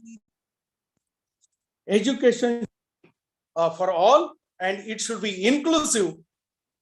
That is from my side, and I thank organizers for giving me an opportunity to share my views, and I congratulate the organizers for organizing such a wonderful event and giving me an opportunity to share my views. Thank you very much. Thank you. Thank you so much, Dr. Khainar sir, for the brilliant talk. I now invite Dr. Abbas Ali Kosar. He is a professor in physics and has been a pillar of engineering physics department in the Medicaps University since 2000. He has held various positions in the university, such as head of physics department, dean, students welfare, admission in charge, controller of examination, first year in charge, etc. Presently, Dr. Kosar is director IQSC as well as dean of arts, humanities, and social sciences. He is a popular teacher amongst the students. Dr. Kosar has completed his bachelor's degree in electronics and physics in 1993 from Holkar Science College, Indore, and master's degree in applied physics in 1995 from SGSTTS, Indore. Due to his keen interest in nanophysics, he completed his PhD on nanotechnology from SGSITS in year 2011. He has attended several international and national conferences. His interest is research further increased after visiting an international conference in Russia, where he was one of the invited candidates. Till date, he has published around 60 research papers and has authored 2 books on engineering physics. He has guided 4 students for their MTech nanotechnology project. He is also contributing in the research of nanophysics by guiding 2 candidates for their PhD work. Sir. Oh, thank you, Nankumarji. I hope my screen is visible and I am audible too, right? Yes, sir. Okay, thank you. Okay, so first of all, I would like to thank Mr. Nankumarji for such a nice introduction, and also a special thank to Mr. Nahida Sheikh for just connecting me to this virtual platform where I could listen to all the dignitaries and be a part of this virtual conference for the Nobel cause. So, as we can know, today we are celebrating this International Day for this disabled person. So naturally, it's our prime duty for all our educationists to bring such type of people ahead by our education. So just I would plan my lectures such a way that first I will introduce my university. Medicaps University is basically in Indore. I am proud to be associated with Indore, as Madam told in my introduction, that it is the cleanest part of the country. So Medicaps is one of the brand name in the arena of technical education, and it is in the Indore as an educational hub. Since its inception in July 2000, the group is creating an ideal ambience for the budding technocrats and helping them to grow like true professionals. So basically, we do have a large experience. Actually, the first institute was started in 2000 in the name of Medicaps Institute of Technology and Management. Professor this R.C. Mittal is the chancellor, and we have Dr. Patnaik as the vice chancellor of this institute, and I am taking care of director QSE. So in 2000 we just started with a small institute which was named as Medicaps Institute of Technology and Management, and then in 2009 we came out with one more institute in our campus which was known as Medicaps Institute of Science and Technology. So basically, in 2015, with a rich experience of the education, we then thought of going to the university where we could enjoy our autonomy in designing the syllabus, curriculum, and the zeal which we were having to provide our services to our stakeholders. So in 2015, we got the approval for the university where we had now till date 12,000 students have been passed out from this Medicaps University, and they are globally working. And at present, we do have 7,000 students in our campus, and they are studying in various programs such as BTech, MTech, MBA, MCA, BSc, BBA, and all type of things. So we do have a faculty of agriculture, we have faculty of pharmacy, faculty of science, faculty of engineering in this one umbrella. Now, how actually Medicaps, basically, if you talk about strength, our strength is highly qualified faculty, the quality educational research work we do, the practically oriented value-driven curriculum, industrial exposure, in-house incubation cell, various clubs for overall grooming of the students. So basically this all has helped in defining the candidature of our graduate students, technocrats and professionals for the benefit of the society in various streams of engineering management, agriculture, pharmacy, computer science and arts. Now basically the important thing for which we are here is how Medicaps look at disability. You see, when you talk about a disabled person, what Medicaps think, it is a distinguished plus ability, right? A person with disability are known as the persons of determination. We look at disability, a distinguished ability of a person which makes him or her a very special person for us. You know, a person's ability is being judged by actually his outcome, what outcome he is giving, right? It's not his physical appearance. Maybe he may be disabled by his hand, by his legs, by his eyes, but ultimately what matters is what outcome he is actually delivering to his family, his organization, to the society, right? If he is delivering 100%, so I think he's not a disabled person. If you just measure the disability on the basis of the physical appearance of the person, I don't think it's true. Because as you can see, the recent example I can give it, in India, we had the Olympics. So naturally we say that the Olympics for the disabled person was there, and our Indian flags were raised many times due to this disabled persons who took part in that Olympic. That is their determination. So since nature loves symmetry, what I really feel I mean to say here is that if a person is disabled in some other thing, the God has given his ability in other particular parts, and the determination of that person is more important. So I think I would agree with Dr. Rakesh Kumar. I was just listening to all the participants where he thought that disability should not be only in the terms of the physical disability. We should also actually see how the person is actually deprived of certain facility which he or she should get. So being a university, what I would like to just emphasize is that we do have two parameters, whereas a university, because when you talk of a university, it is a universal, right? It has some social responsibility towards that stakeholders, how you actually entertain the students. For a university, for any education institute, the only thing is should not be like that they are getting admissions, they are taking examination, and yes, they are showing okay, this much students have been graduated. But actually, the education should be outcome based. Everything has to be outcome based. How actually, what particular thing you are actually delivering to the society. Now, as you know, this International Day is actually the theme for this year is the leadership and participation of persons with disabilities towards inclusion, accessibility, and sustainably post-COVID-19 world. So this is actually the theme of this year's this International Day. Now, just few points which I have taken from the sources and which have already been spoken by the earlier speakers. Just I will go through this quickly. 1 billion population of the person with disabilities, 80% come from the developing country. An estimate of 46% of the old people aged 60 years and over are actually disabled. 1 in every 5 women is likely to experience disability in his or her life. And every 10 children in a child with a disability. And persons with disabilities in the world are among the hardest hit due to this COVID-19.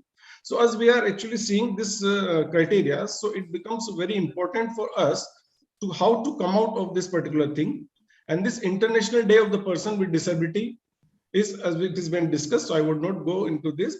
What was the aim of this? Actually, it is to into aspects political, social, economic, and cultural aspect has to be uplifted. And actually also the WHO joins with the UN in observing this day as the year in refinement and importance of the security, the right of the pupils. All these things are there, but what is our duty after looking all the efforts which are made internationally, what we have to do? So basically, if I talk about the provision for the disabled person in our university, I look at the two parts. One is the academic thing and one is the infrastructural facility which we provide to them. If I first cover the academic thing, so such an important cheat, the very important thing, the first thing is comes out to be actually the national education policy. As one of the speaker has discussed about in Madhya Pradesh also, we are just going to implement the national education policy. Previously, the government was thinking to give education to all, equity in education it was talked about. But now in the national education policy, it is being the how that education has to be given. How that outcome-based education has to be given. Not only the classroom teaching is very important here, but overall holistic development of the student is very important. And where this particular facility, if you talk about a disabled student, it comes into the picture. Because just classroom teaching, if you go to a class, you have 60 students there, right? And if you're teaching to them, the teacher is teaching to all the 60 students. So naturally, all the 60 students does not have the same grasping power. Right, so there's still the role of the teacher in observing the capacity of a student, the capability of the student comes very important. And here just I would like to focus to one thing. Our university is actually paying a lot. We are taking the teacher. We do have a course plan where the faculty has to identify the slow learner and the fast learner, the advanced learner, right? Because all the 60 students cannot be same. Right, there might be some problem in some student, the grasping power may be less. So naturally, it's the duty of that particular faculty, each and every faculty, that each and every student should understand the concept. So first, what we do here is we ask our faculty to identify certain slow learners. Right, they are also human beings. They are also students. They are here. They are seeing to you. They are actually asking to you for the knowledge. So naturally, first, we pick up some slow learners depending upon how they grasp the thing. And now the teacher are basically asked, you have to just monitor the slow learner. They may be disabled. They may be a mixture of the student who may be disabled, who may be a slow learner due to their disability. But one thing I will tell you, you should not get confused. All the disabled students are not slow learners. Many times it is seen when we segregate the student, when we segregate the fast learner, the advanced learner, we are surprised that many students who are disabled are in the category of advanced learner. So this thing is very clear. His student's disability does not only is due to his physical structure, it is the mental, how he thinks. If he is a slow learner, he may be disabled, he may not be able to grasp the thing. So such students should also be kept in the category of a disabled students, where Dr. Rakesh Kumar is actually already mentioned in this particular thing. So now after identifying the slow learner, what a teacher does is, for that teacher, it becomes a target. How I should improve this slow learner. Then action taken should be there. The education should be outcome based. Suppose if you have taken first MST of the student, then what is the result? Then special remedial classes are to be held for such students, right? Because they are a slow learner, they are not able to grasp the thing in the college. So special classes are being conducted for them. There are more the remedial classes. After that, second MST comes, then the teachers actually map. Okay, what was the mark of the first MST? What was the mark of the second MST? So is there any improvement? Yes, if there is improvement, okay. So that particular faculty has actually improved. Yeah, he made that disabled, has made that disabled student able by special effort. So these are few important things which is very important if you look academically. So if I go forward, empowerment of persons with disability, sensitizing camps are there, awareness raising among the fellow students, scholarship, there are certain scholarships for the disabled students. So basically university plans whether the students should get this particular scholarship to ensure admission of as many as disabled student person. We do encourage such a student, they should come to our campus and have the feeling of this education such other students take. And one important thing I want to mention is here, when there is the admission in the first year level, right? So there are various branches, right? The students who are scoring good mark naturally get a good branch according to the student. For us, all branches are same, but students have some priority. They want to take computer science, they want to take mechanical, they want to take electrical. So, but the students with lower marks, right? They don't get that particular thing, but they want to study. So they used to take some other branch, they take admission in the other branch. But for us, all the students are same. So naturally, the student who is being admitted in the lower branch, what that student think? For me, all the branches are equal, as I told you. But for the student, they actually discriminate, right? Okay, if I got a good mark, I will get that particular branch. So actually, for the student who has just lower rank, so he is admitted in a lower branch. So naturally, what we do here is we actually mix all the students in the first year. We don't make a class, okay, computer science student, they are all having one section. What we do here is that we just take 20 students from computer science, 20 students from electrical, 20 from mechanical. We just mix all these students and we have one section. So basically this enables and the student, the feeling of that particular student is not there. Because otherwise that student who has taken the admission in a lower branch always feels guilty. Okay, I am in a particular section where I could not go to that section. So he does not get a chance to interact with that good student, good in the sense, a good student having a good mark. So this particular thing which we follow here enables the students to mix with all other students, and how they actually, this is the group. This is the part of the thing which we basically do to just mix up all kind of students. Apart from this, if you talk about, there are the special provisions in the examination. Regular classes are being held for some disabled persons. We make arrangement, we make sure we don't allow the student to raise to the second level, to the second floor or the third floor. They are being provided a classroom in the ground level itself. We do have the faculty facility of the language lab, where we make sure all the technical things which are there for the disabled students are being here in the university, and the students, such students can make use of things. And if you go for the infrastructure end, so naturally, as it has been told by the earlier speakers, we do have accessible transportation. The buses are there, the provision of lifts are there, the ramps are there, the wheelchairs are there, and also the ICT accessible things are there. So basically, these are all the things which is very important. But now what I want to focus, the last thing here is, the main thing is your outcome-based education. This is very important because we have certain program outcomes. For everything, there is an outcome for which we are here, right? Our outcome of this today's webinar is to make student, to make the stakeholders, to make the world aware of the upliftment of all the disabled students, right? So naturally we were working on this, we are talking for any outcome, right? Similarly, every education, every degree, every particular thing has its outcome. The important thing is it has to be measurable, right? Once you are teaching, you have prepared your course objective. My course objective is this. After the completion of this, the student will be able to do this, okay? But once you have completed the degree, that particular mapping should be there. You should map whether the things are done or not, and that mapping has to be considering all the students outcome. It should not be mapped with only one student. If the one student has successfully done the thing, it does not mean yes, you have succeeded in your mission. So naturally, by this way, we all can basically impart equal education, and by this we can actually enable all the disabled students who are not actually able to express themselves for a betterment of the future. So I think this is all from my side I have to tell. And once again, I would like to thank all the honorable speakers and the organizer who have just arranged this particular thing for the awareness of this program. Thank you. Thank you once again. Thank you so much, Dr. Koser. It was a real honor to have you supporting us right from Madhya Pradesh for this entire wonderful event. Now I have a quick question and answer session, which I will be just showing the questions and requesting the speakers to throw some light on this.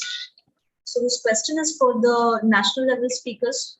First question here, funding agency to apply for projects. Would any speaker like to throw some light on this topic? Okay, so let me just tell something regarding this, because being a university, see, because if you talk about the funding agency to apply for the project, so the very important thing is key. Actually, the government is really having many funds for applying the project, provided the institute, the university has been accredited, right? It has been UGC approved. It has been having the provision of 12B. There are DST, there are MAP cost, AICT. So there are various funds actually where the funding agencies are there to apply. The important thing is your vision and mission for the project should be very clear, and its outcome should be measurable. The particular thing that every agency has a particular form, and it is being actually studied by the various committees. So the main thing is, if you are applying for the project, the vision and the mission of that project should be very clear. It should be measurable, and for its outcome should be very clear. So just I told you, in this case, the accreditation plays a very role. Once if your university are accredited, if I talk of my university, we are going for 12B. So when you go for 12B, if you get accredited, so certain funds are available for the universities only if they are accredited in that sense. And accreditation plays a very important role for any university to have fund. So that's all from my side. If anyone can just add to his speakers, I would be grateful. Fine, we'll go to the next question. There is a need of proper research in this field. So how can that be achieved? Now, this was a very nice question I felt among all the questions, that research is very important in this field. And I think there was a very similar project which was taken up by the government, in which there was a lot of accessibility audits done by institutions who run these programs. And thereon, what happened was students were involved and they did some audits. They submitted their report to the respective institute who had taken up this project, and the institute further submitted it to the government. But this is only when this kind of project comes up. How can we tackle this on a regular day-to-day basis is something we need to check out. So any of the speakers would like to throw some light based on their so many years of experience. How do they think a good research aspect or strategy can be derived for highlighting and marking the importance of this very important concept? Dr. Koser?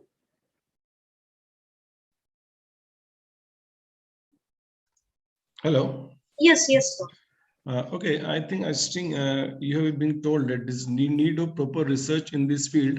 As I told, ki sabse important is the main important thing, madam. What I feel is here, ki research can only be done when the awareness is being created, right? So at present, this particular question basically is too far from us now, because at present the main need of the hour is to create awareness among the student, among the stakeholders. Yes, what we have to do. Once that awareness is created, the people starts gathering the information, and once the information is being gathered, then the next step is okay, then they look it to think, okay, so this thing is not done yet, so if this thing is not done yet, I have to do it. So research cannot be done before research. There should be a search, right? Then only it is a research. So at the first level, what is important is, first we have to keep the awareness. We have to see what are the things happening in the world, what are the things which is very important, which we say as a literature review. Once that review has been done, then only you can go into the research in this field. And at present, I think it is a lot more to be done, a lot more information to be gathered for creating the awareness. All right. All right, so we will stop the question and answer session here. Thank you so much for your response. I will now invite Dr. Kirti Kumar Ekhande, Director Campus from Geeta Institute of Management, Aurangabad, to release the publication cover page. Over to you, Dr. Ekhande. Thank you, ma'am.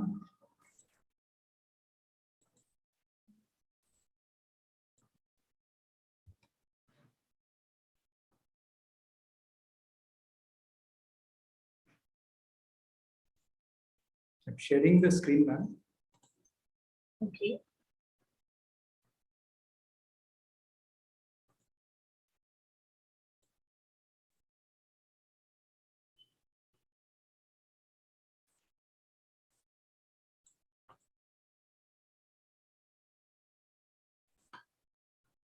So, hello friends, myself, Dr. Kirti Kumar Ekhande, and we are Geeta Institute of Management, located in a rural place at Birikin, near to the city of Aurangabad, Maharashtra state. We are running UG programs like BCA, BCS, and PG program like MCA. I would like to thank our principal sir, Dr. Pandit Chirsagar sir, who provided me this opportunity, and also the organizer team of the first international e-conference organizing on universal design in the institutes. So friends, I know we are running out of time. I'm not going to take much time for this. So our role is to take care of the publications. And here we have to mention the name of the publication, that's Kolte publication, who help us a lot in taking the ISBN number for our publication, Swati Kolte and Mr. Lakshmikant Kolte. Now, formally, I'm here going to do the inauguration of the main page of the proceeding.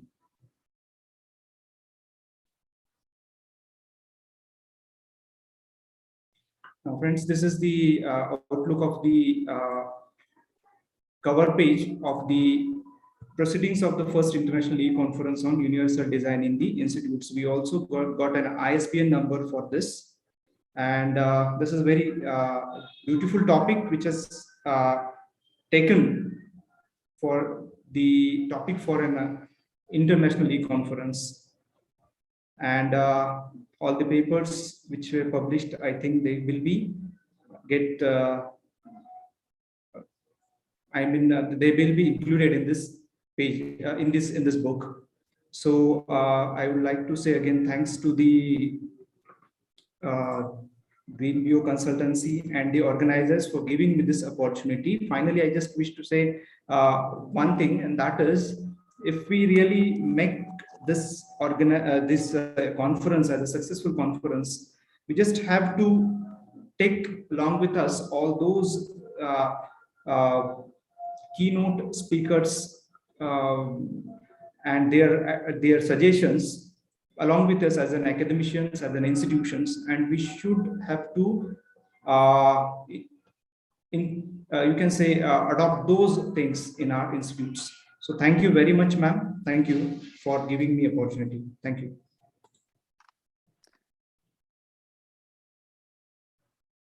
Thank you, sir. We now come to the paper presentation section. Research papers were invited and some excellent research papers has been submitted by students, faculties, researchers and professionals. Special mention for the Dr. N. Lakshmi, Professor and Director, and Professor L. Vinu Pandan, sir, from Kashallegam School of Architecture, Tamil Nadu, for their exceptional efforts and encouraging the students from the college. So now we invite winners of the best papers as a part of the call for papers, which was organized over the last 1 month. So one by one, I'll invite the faculties and the students who has been the winner for the best paper presentation. I first invite Dr. K. Shalvaraj, Assistant Professor from Naidu College, Tamil Nadu, for his presentation.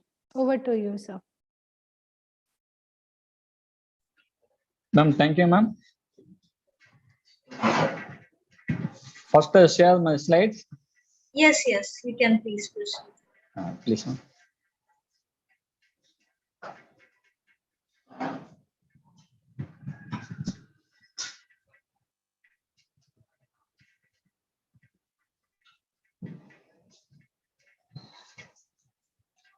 Ma'am, now my slide is visible. Now my slide is visible, ma'am. Yes, it is visible. Yeah. First, I thank the organizer to select my paper to present in this international conference.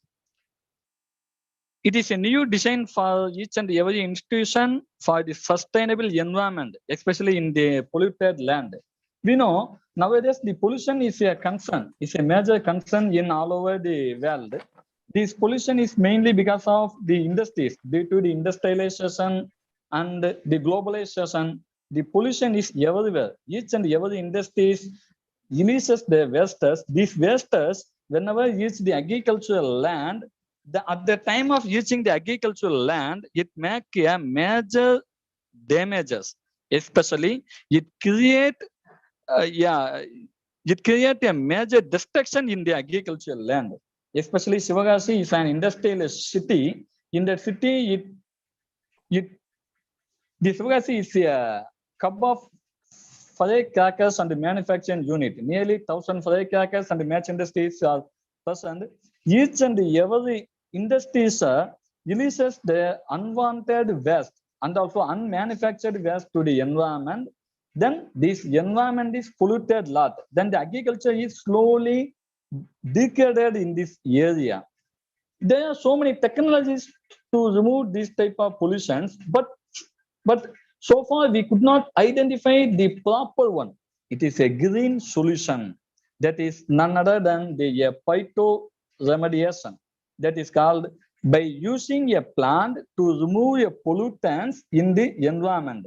If each and every institution such type of plants grown in that institution level, and also to make the institution to build such a phytoremediant plant, that means a plant which are grown in very metal polluted area, that industrial pollutions may be nip in the bud. So in our work, I selected a 2 plants.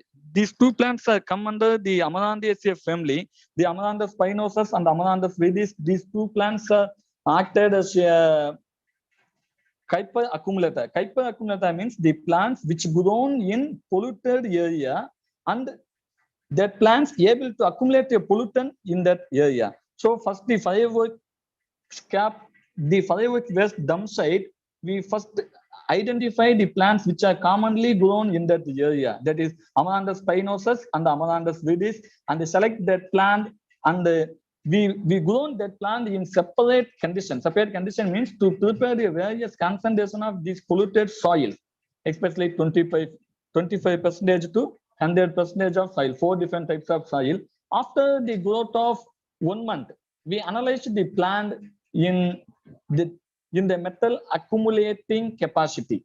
That metal accumulating capacity is calculated by 3 important factors. The first factor is called accumulation factor. Second factor is called translocation factor, and the third one is called mobility index. In accumulation factor, the accumulation factor means it is calculated by the metal concentration in the plant root and also in soil. Translocation factor is aimed to calculate a metal concentration in a plant shoot and the plant root. That means how the plant root translocate the absorbed toxins to the shoot level. And the mobility index is mainly to calculate, to detect whether the absorbent pollutants are mobilized from one area to another area. That means from soil to root and root to shoot and shoot to leaf. Finally, whether the plants are stored these toxins in the leaf or not. Now it is a result. First, we analyze the soil containing so many toxic metals. Among the toxic metals, ma'am, please, ma'am. Yeah. Among the toxic metals, these 7 metals are major one. Our first result, our result is in controlled result. There is no accumulation factor is directed in both the plant, the Amaranthus spinosus and also Amaranthus viridis. And if the soil concentration, the polluted soil concentration is increased, the metal concentration, the accumulation concentration is also increased. That means the accumulation factor is also increased. The accumulation factor direct the plant species are able to accumulate their toxins in the soil, and also a translocation factor. These 2 plant species are able to translocate the metal from the root to the shoot level, especially in the leaf level. That means the toxins are not at all present in the soil because the plants are absorbed the toxins and stored in the leaf vacuoles, or the toxins are maybe converted into a non-toxic form. We know the plant species are inside the plant. There are so many biochemical mechanism, the biochemical and the molecular changes is occurred. Due to these molecular changes, the plant species reduce the toxins into a non-toxic forms. And it is a graph. It explains the mobility index. The absorbed toxic metals are mobilized from one part to another part. From each and every concentration, the metal is mobilized from one part to another part. Among these all, the first slide here, the first graph represents the Amaranthus spinosus species, the mobility index 1. The mobility index 1 means from soil to root. Mobility index 2 means the root to shoot, and the 3 is shoot to leaves. And in this all concentration, the mobility index is higher, especially the mobility index are very high in level 3. That means our pollutants, our toxins are stored in the leaf level. So the toxins are somewhat absorbed by these plant species and finally stored in the leaf level. In this all graph, the copper, the metal copper, titanium, and the arsenic or zinc, these metals are absorbed a lot by these 2 plants and stored in the plant leaf level. Yes, finally, it is concluded that it is a new designing land with Kuiper accumulator to mitigate a pollution. Yes, the pollution is completely eradicated from the land by using these 2 plant species. We may cultivate these plant species as a co-cultivate in the agricultural land. So that way also we may create a awareness to the farmers and also reduce the pollution in the polluted area. So in our area, especially the firecracker manufacturing unit is inexorably polluting the environment, is damaging the agriculture. Neither the industries nor the government did not bother about the reducing the agricultural land. So the each and every institution which placed in that area that make awareness to the students, and it is a research to guide the farmers to cultivate these 2 Kuiper accumulator plants. Not only these 2 Kuiper accumulator plants, there are so many Kuiper accumulator plants are there. In this study, we selected these 2 Kuiper accumulators. Among these 2 Kuiper accumulators, the Amaranthus spinosus is the best one to remediate heavy metal pollution, especially which is released by fireworks in our area. Thank you, ma'am. Thank you for providing me a best opportunity to share my research ideas. Thank you. Thank you, everyone. Thank you, Dr. Selvaraj, for the nice presentation. Thank you. I now call upon Ms. Shri Meera. She is the student of Kala Salingam College of Architecture. She is also the winner of Best Paper Presentation Award. Ms. Shri Meera. Good afternoon, ma'am. Good afternoon, ma'am. Can I share my screen? Yeah, of course.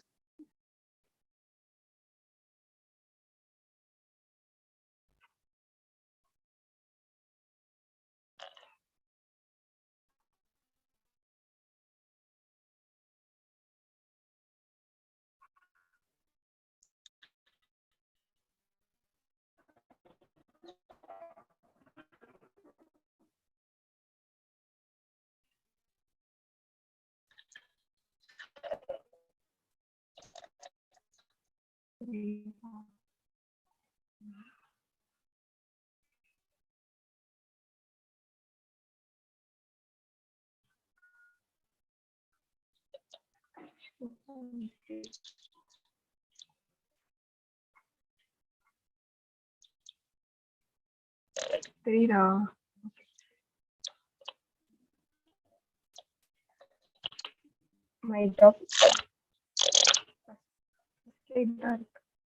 Okay. We can see your screen now. Maybe you could please begin with your presentation.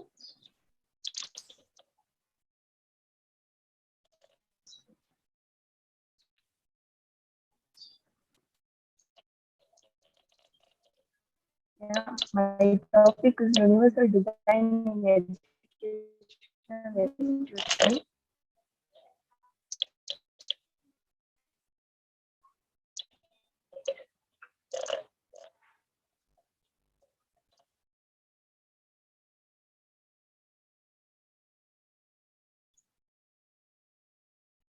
I think Leena ma'am, she's having some network issue. She will just rejoin. Maybe we can proceed with the another next participant. Okay, so okay, fine. The next presenter is Ms. Shanamuga Priya. She is also the student from Kasalingam College of Architecture, School of Architecture. I invite her for the presentation. Ms. Shanamuga Priya.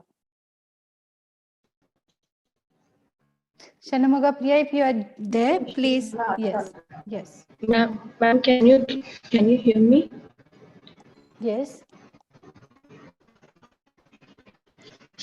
Good afternoon, and thanks for inviting us. I'm sharing my screen right now.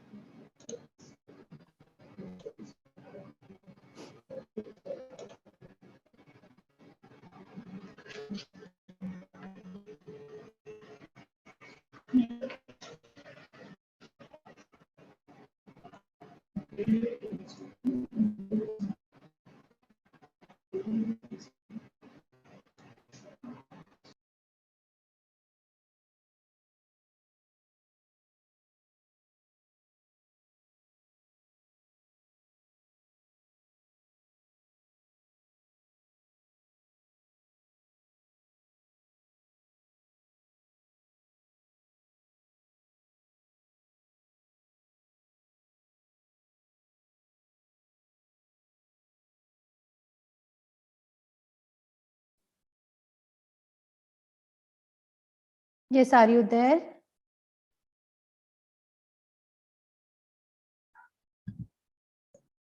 Shanamuga Priya. Can you hear me? I guess, madam, there is some heavy rains happening in Tamil Nadu. Oh. So I've just got the message. So might be they are facing some network Excuse me, I think there's a small technical glitch. Can I ask the next person to present it right now? Yes, please. Yes. Next person I think is Roshni. Leena ma'am, please. Yeah, Roshni. Miss Roshni. She is also the student from the same college, Kasalinga School of Architecture. I request you to come on with the presentation.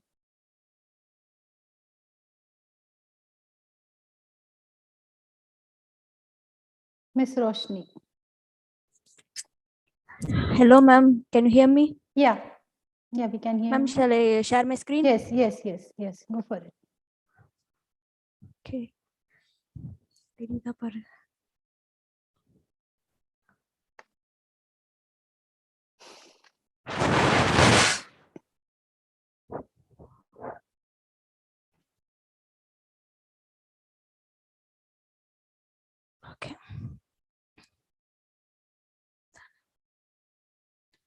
I have chosen the topic for a space for hearing impaired.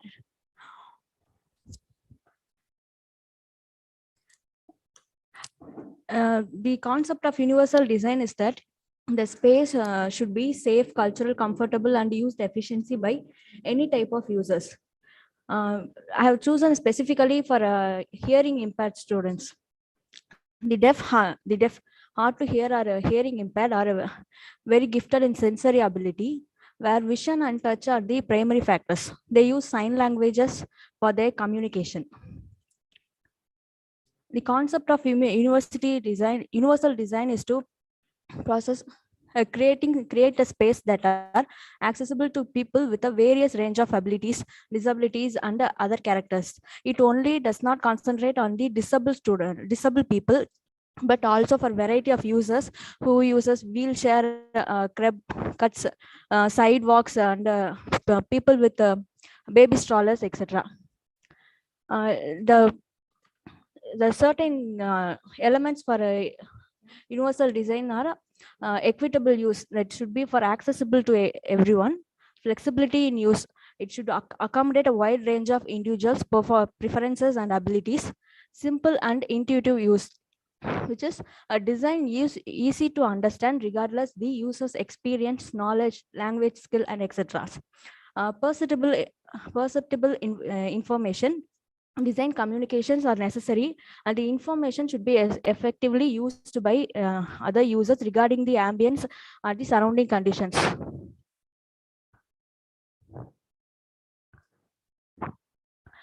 Hearing impaired.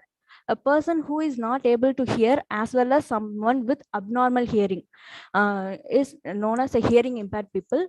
The threshold of 20 dB is said to be a hearing loss.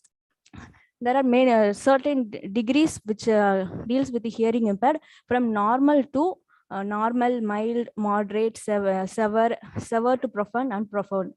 And for range of disabilities people, there are nearly 4% of hearing impaired. Causes of hearing loss are prolonged uses exposure to noise, sensory and conductive and mixed genetical cause. Sign language. The sign language is the manual communication to convey a meaning, which can be done by involving hand shapes, orientations, and hand movements with the arms, body, and expressed through thoughts. Sign languages are basically by finger spelling for each and every letters, and a movement of hand and the expression of the signers, yes, which they use to convey the conversation. Deaf space are especially designed for hearing impaired people, also referred as deaf aesthetic. The deaf homeowners often cut new opening walls, place mirrors and lights in strategic locations to extend their sensory awareness and maintain visual connection. The study of deaf space offers valuable insight about the interrelationship between these senses, the way we construct the building environment. Sensory reach. There are certain 5 basic conditions for a space to be created for deaf people, like a sensory reach, space and proximity, mobility and proximity, light and color, and acoustics. In case of sensory reach, it is for the activities in their surroundings through an acute sensitivity of visual and tactile cues such as movement of shadows, vibration, or even the reading of subtle shifts in and the expression or position of the others around them. They should have the 360 degree around them for their sensory reach. Space and proximity. In order to maintain clear visual communication, individuals stand at a distance where they can see facial expression and full dimensions of the sinus space. Mobility and proximity. While walking together in conversation, signers will tend to maintain a wide distance for clear visual of communication. So the spaces should not be edge; it should be curved so that the clear opposite direction is clear without any hindrance. Light and color. Since they mostly depend on the eyes, the poor lighting conditions such as glare, shadow patterns, backlighting, and visual barriers should be avoided. Acoustics. Deaf individual experiences many different kinds of degrees of hearing levels. Many uses devices such as hearing aids or collar implants to enhance the sound. No matter of the level of hearing, many deaf people do sense sound in a way that be major distraction. Reverberation caused by sound waves reflected by hard building surfaces can be especially distracting, even painful for individual using devices. Guidelines for universal design it's a framework to develop a design spaces for any type of users. The design that allows some of the criteria are design that allows people maximum 360-degree visibility as they travel around, sufficient space for two people using sign language to stand apart so that signing and facial expression can be seen, designing of circulation spaces and parts for travel, avoiding lighting conditions that interrupt visual communication or lead to eye fatigue, minimizing hard surfaces that cause reverberations. Universal design for school. Universal design is about cause that also creating a more inclusive and learning friendly environment in school.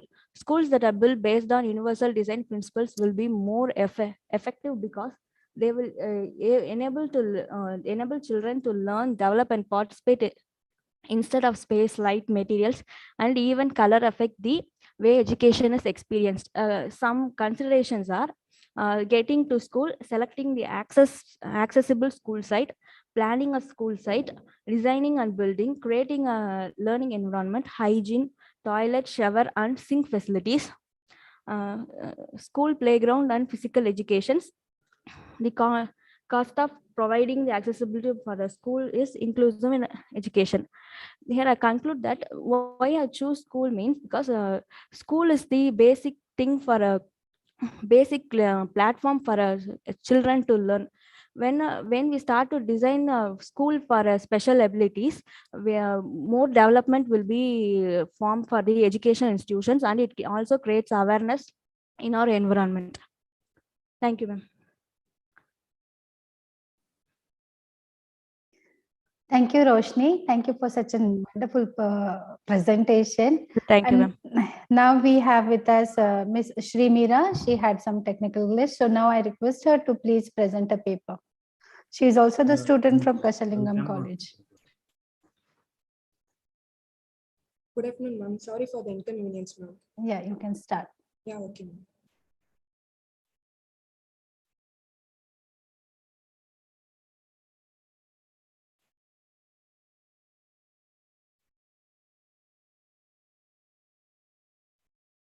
Yeah, my topic is about universal design in educational institution. In this, what I have studied is about universal design and the principles of universal design and key principles of universal design. What are the benefits of universal design used in educational buildings?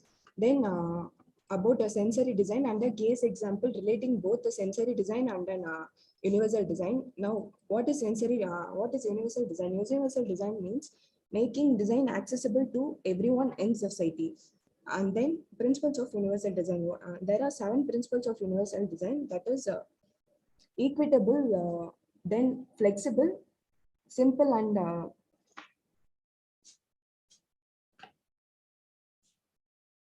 then simple and innovative, perception, then size and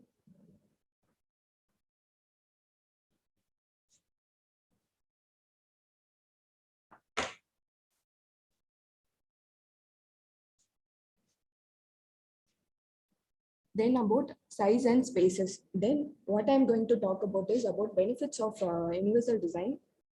What are the benefits means there are special infrastructure for disability students, then varying academic abilities and students with complex medical need. Then universal design for learning, that is supporting systems in disabilities. There are 3 categories. One is about multiple meaning of representation and another about multiple mean of action and expression, then multiple means of engagement.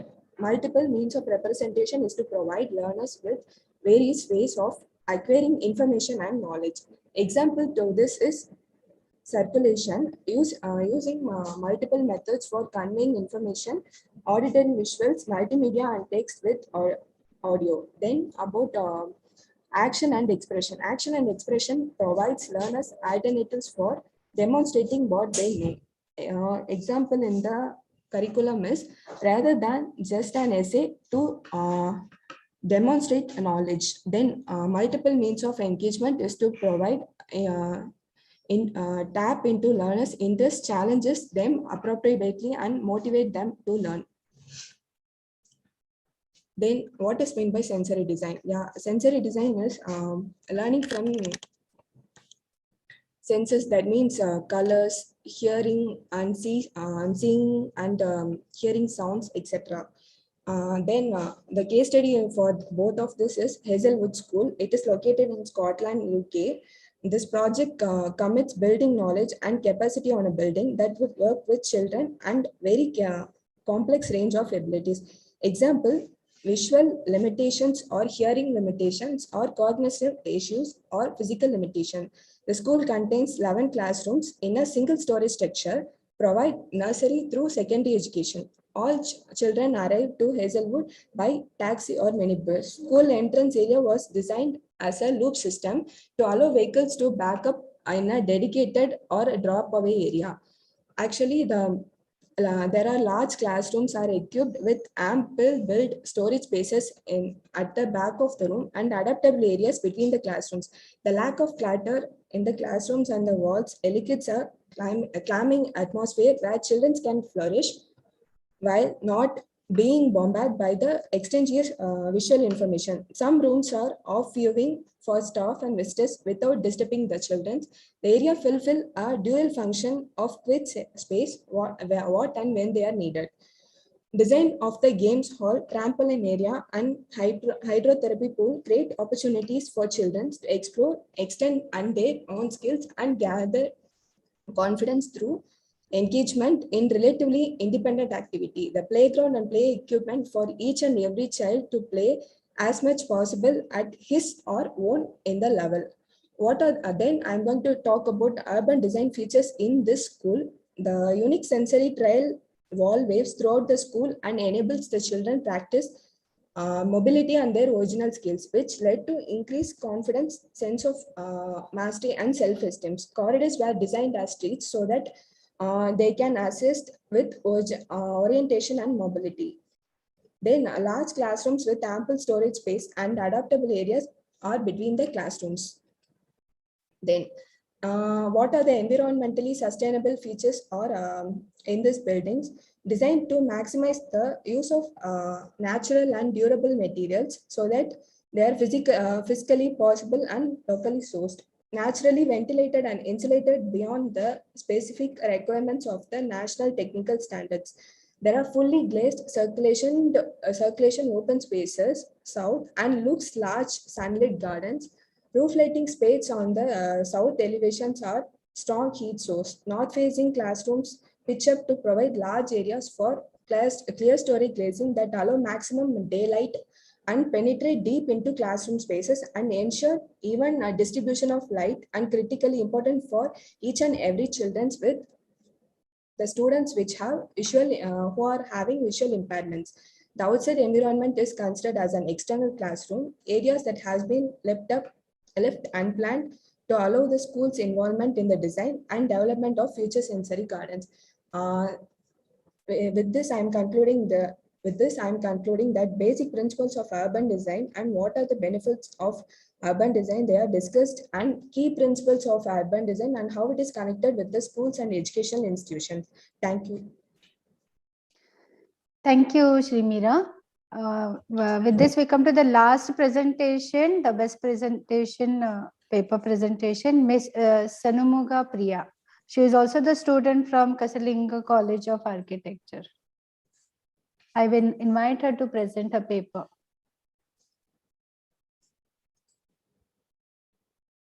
Can you hear me?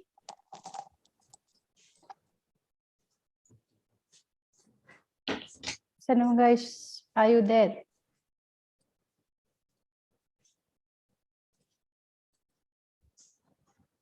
Can you please update us about Shanamuga Priya?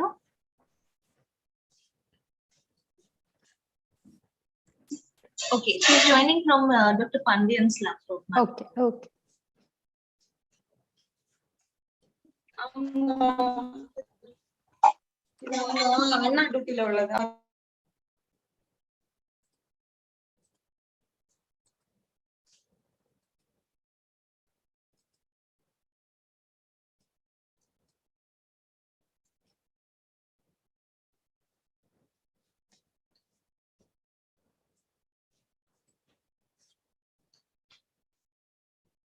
Can you hear me?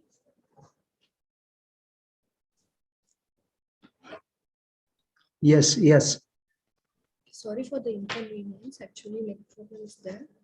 So, in my paper, I'm going to in my approach, I'm going to propose some basic planning ideas and perspectives for better environment. So, with that.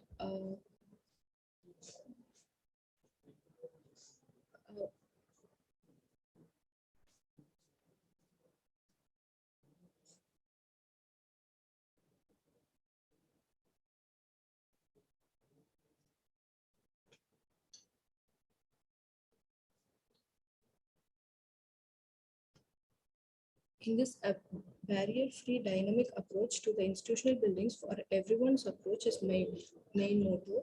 And people with disabilities,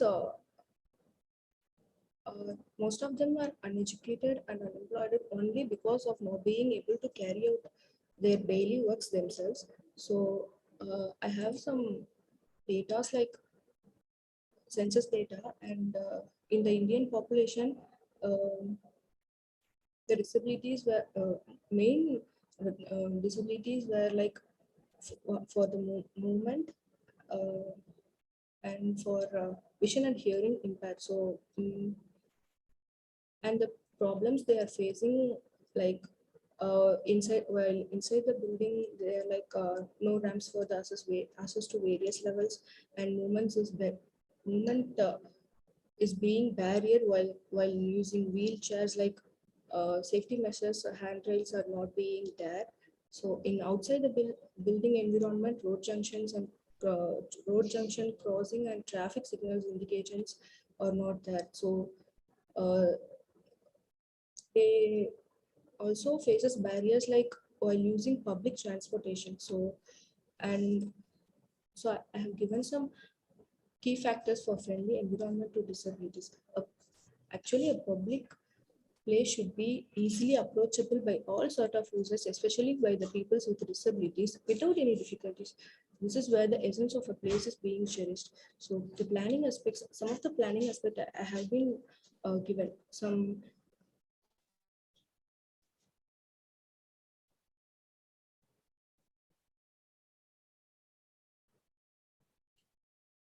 we should provide traffic congestion zone. We should consider the traffic congestion zone, and it's very difficult to cross even by a normal person. For a person with a disability, there should be providing of crossing bridges in the uncontrolled mass junctions. So for medium traffic movements, the provision of zebra crossing in both light signals and sound signals. While designing and building, we should provide ramps like this for better movement of the disabled peoples, and it can be used by both normal peoples also. And in pedestrians, we can provide these kind of sensory tiles, so they can manage to carry out themselves. And provision of these kind of ramps in public transport actually make them to move freely, and provision of braille letters near the in every public buildings is useful for people with visionary impacts. And sensory gardens plays a major role actually in the urban design. So it inhibits all kind of persons, and people with disabilities can improve their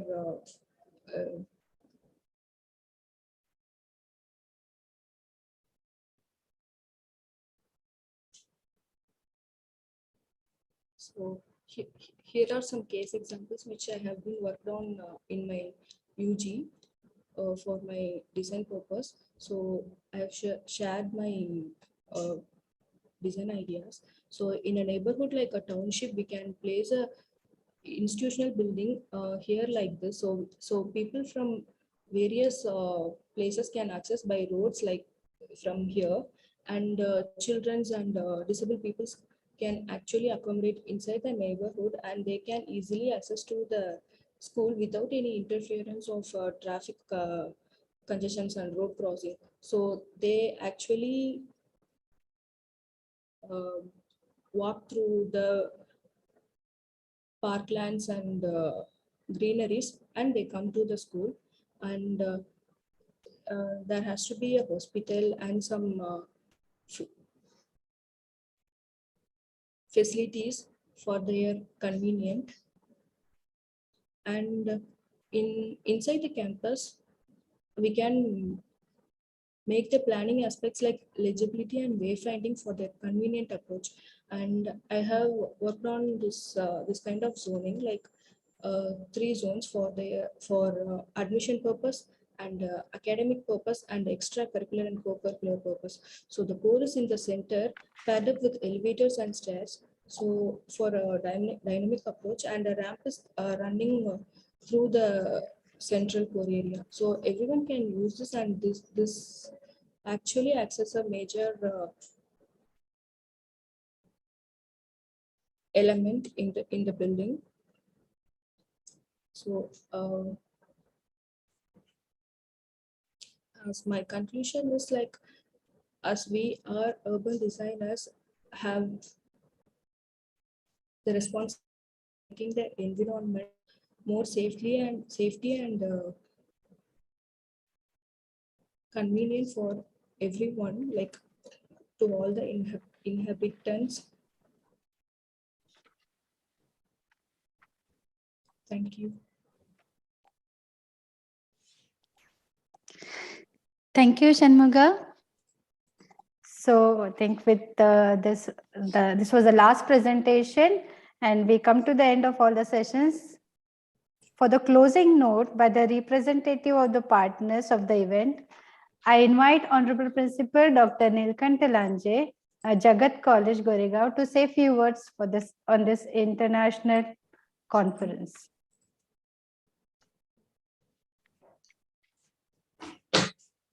Over to you, sir. Honorable Principal Dr. Nilkanta Lanje, sir.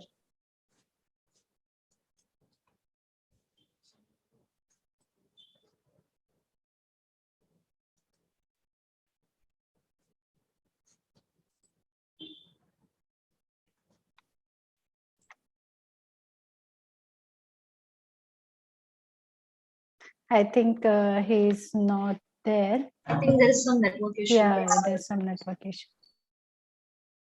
Maybe we could have Dr. Sujata Bhute, madam, to say a few words. Yeah.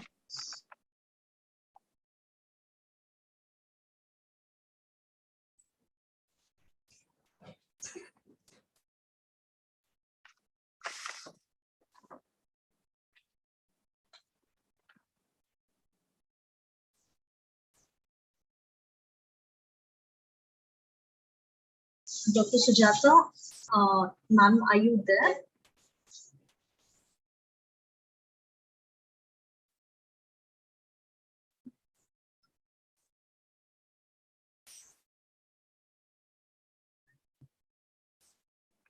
I guess again there is network issue. Madam, you may please proceed. We have Dr. Vasudha, ma'am, as well, who could might as well say something on behalf of Dr. Lanje if so is busy, or else we can proceed with you on this one.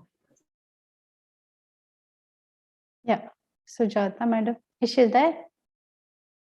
Yeah, she's there, but I guess there is some network issue on both Dr. Lanje sir and Dr. Sujata, ma'am. Nevertheless, we have Thakur sir is there. Yes, Thakur sir is there. Okay. So we can move ahead with it. We have with us Honorable Principal Dr. Ganesh Thakur sir. Dr. Ganesh Thakur sir is an ex-secretary of Rayat Shikshan Samstha. Rayat Shikshan Samstha is one of the leading educational institutes in Asia. Principal Dr. Ganesh Thakur sir is also a recipient of Best Principal Award by University of Mumbai. So we want you to say something on this occasion. So over to you, sir, for a few words.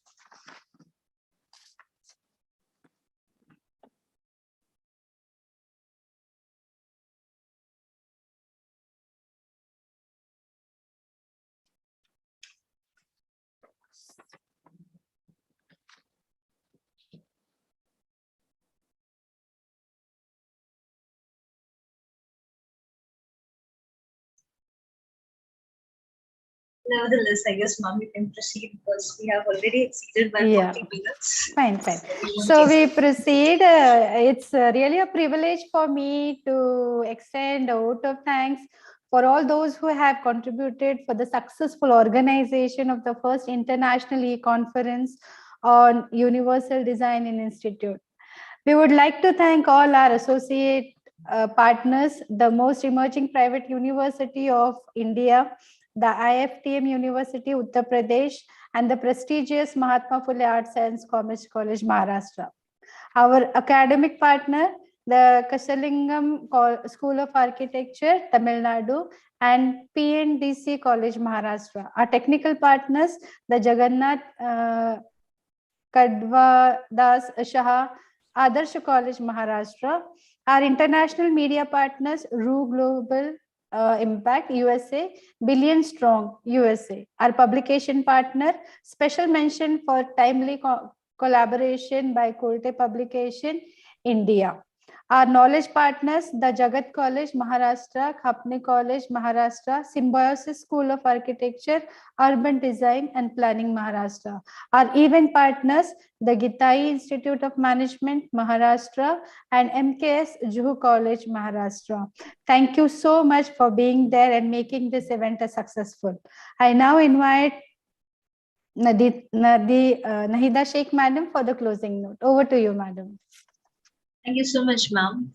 It was indeed a very nice event. I'm really glad that the moment we started, we had almost 100 participants, and till the end, we have around 41 participants, even though we have exceeded by almost 45 minutes. Thank you so much, everyone, for your patience. On my personal note, I would like to thank Dr. Pandian, sir, from KSA for the immense coordination sir has been doing. I hope you're there, sir. Thank you, ma'am. Thank you for this excellent opportunity. In fact, I would like to thank all of you, all the partnering institutions, the entire team for giving this excellent opportunity to present our make our presentations. Thank you so much, ma'am.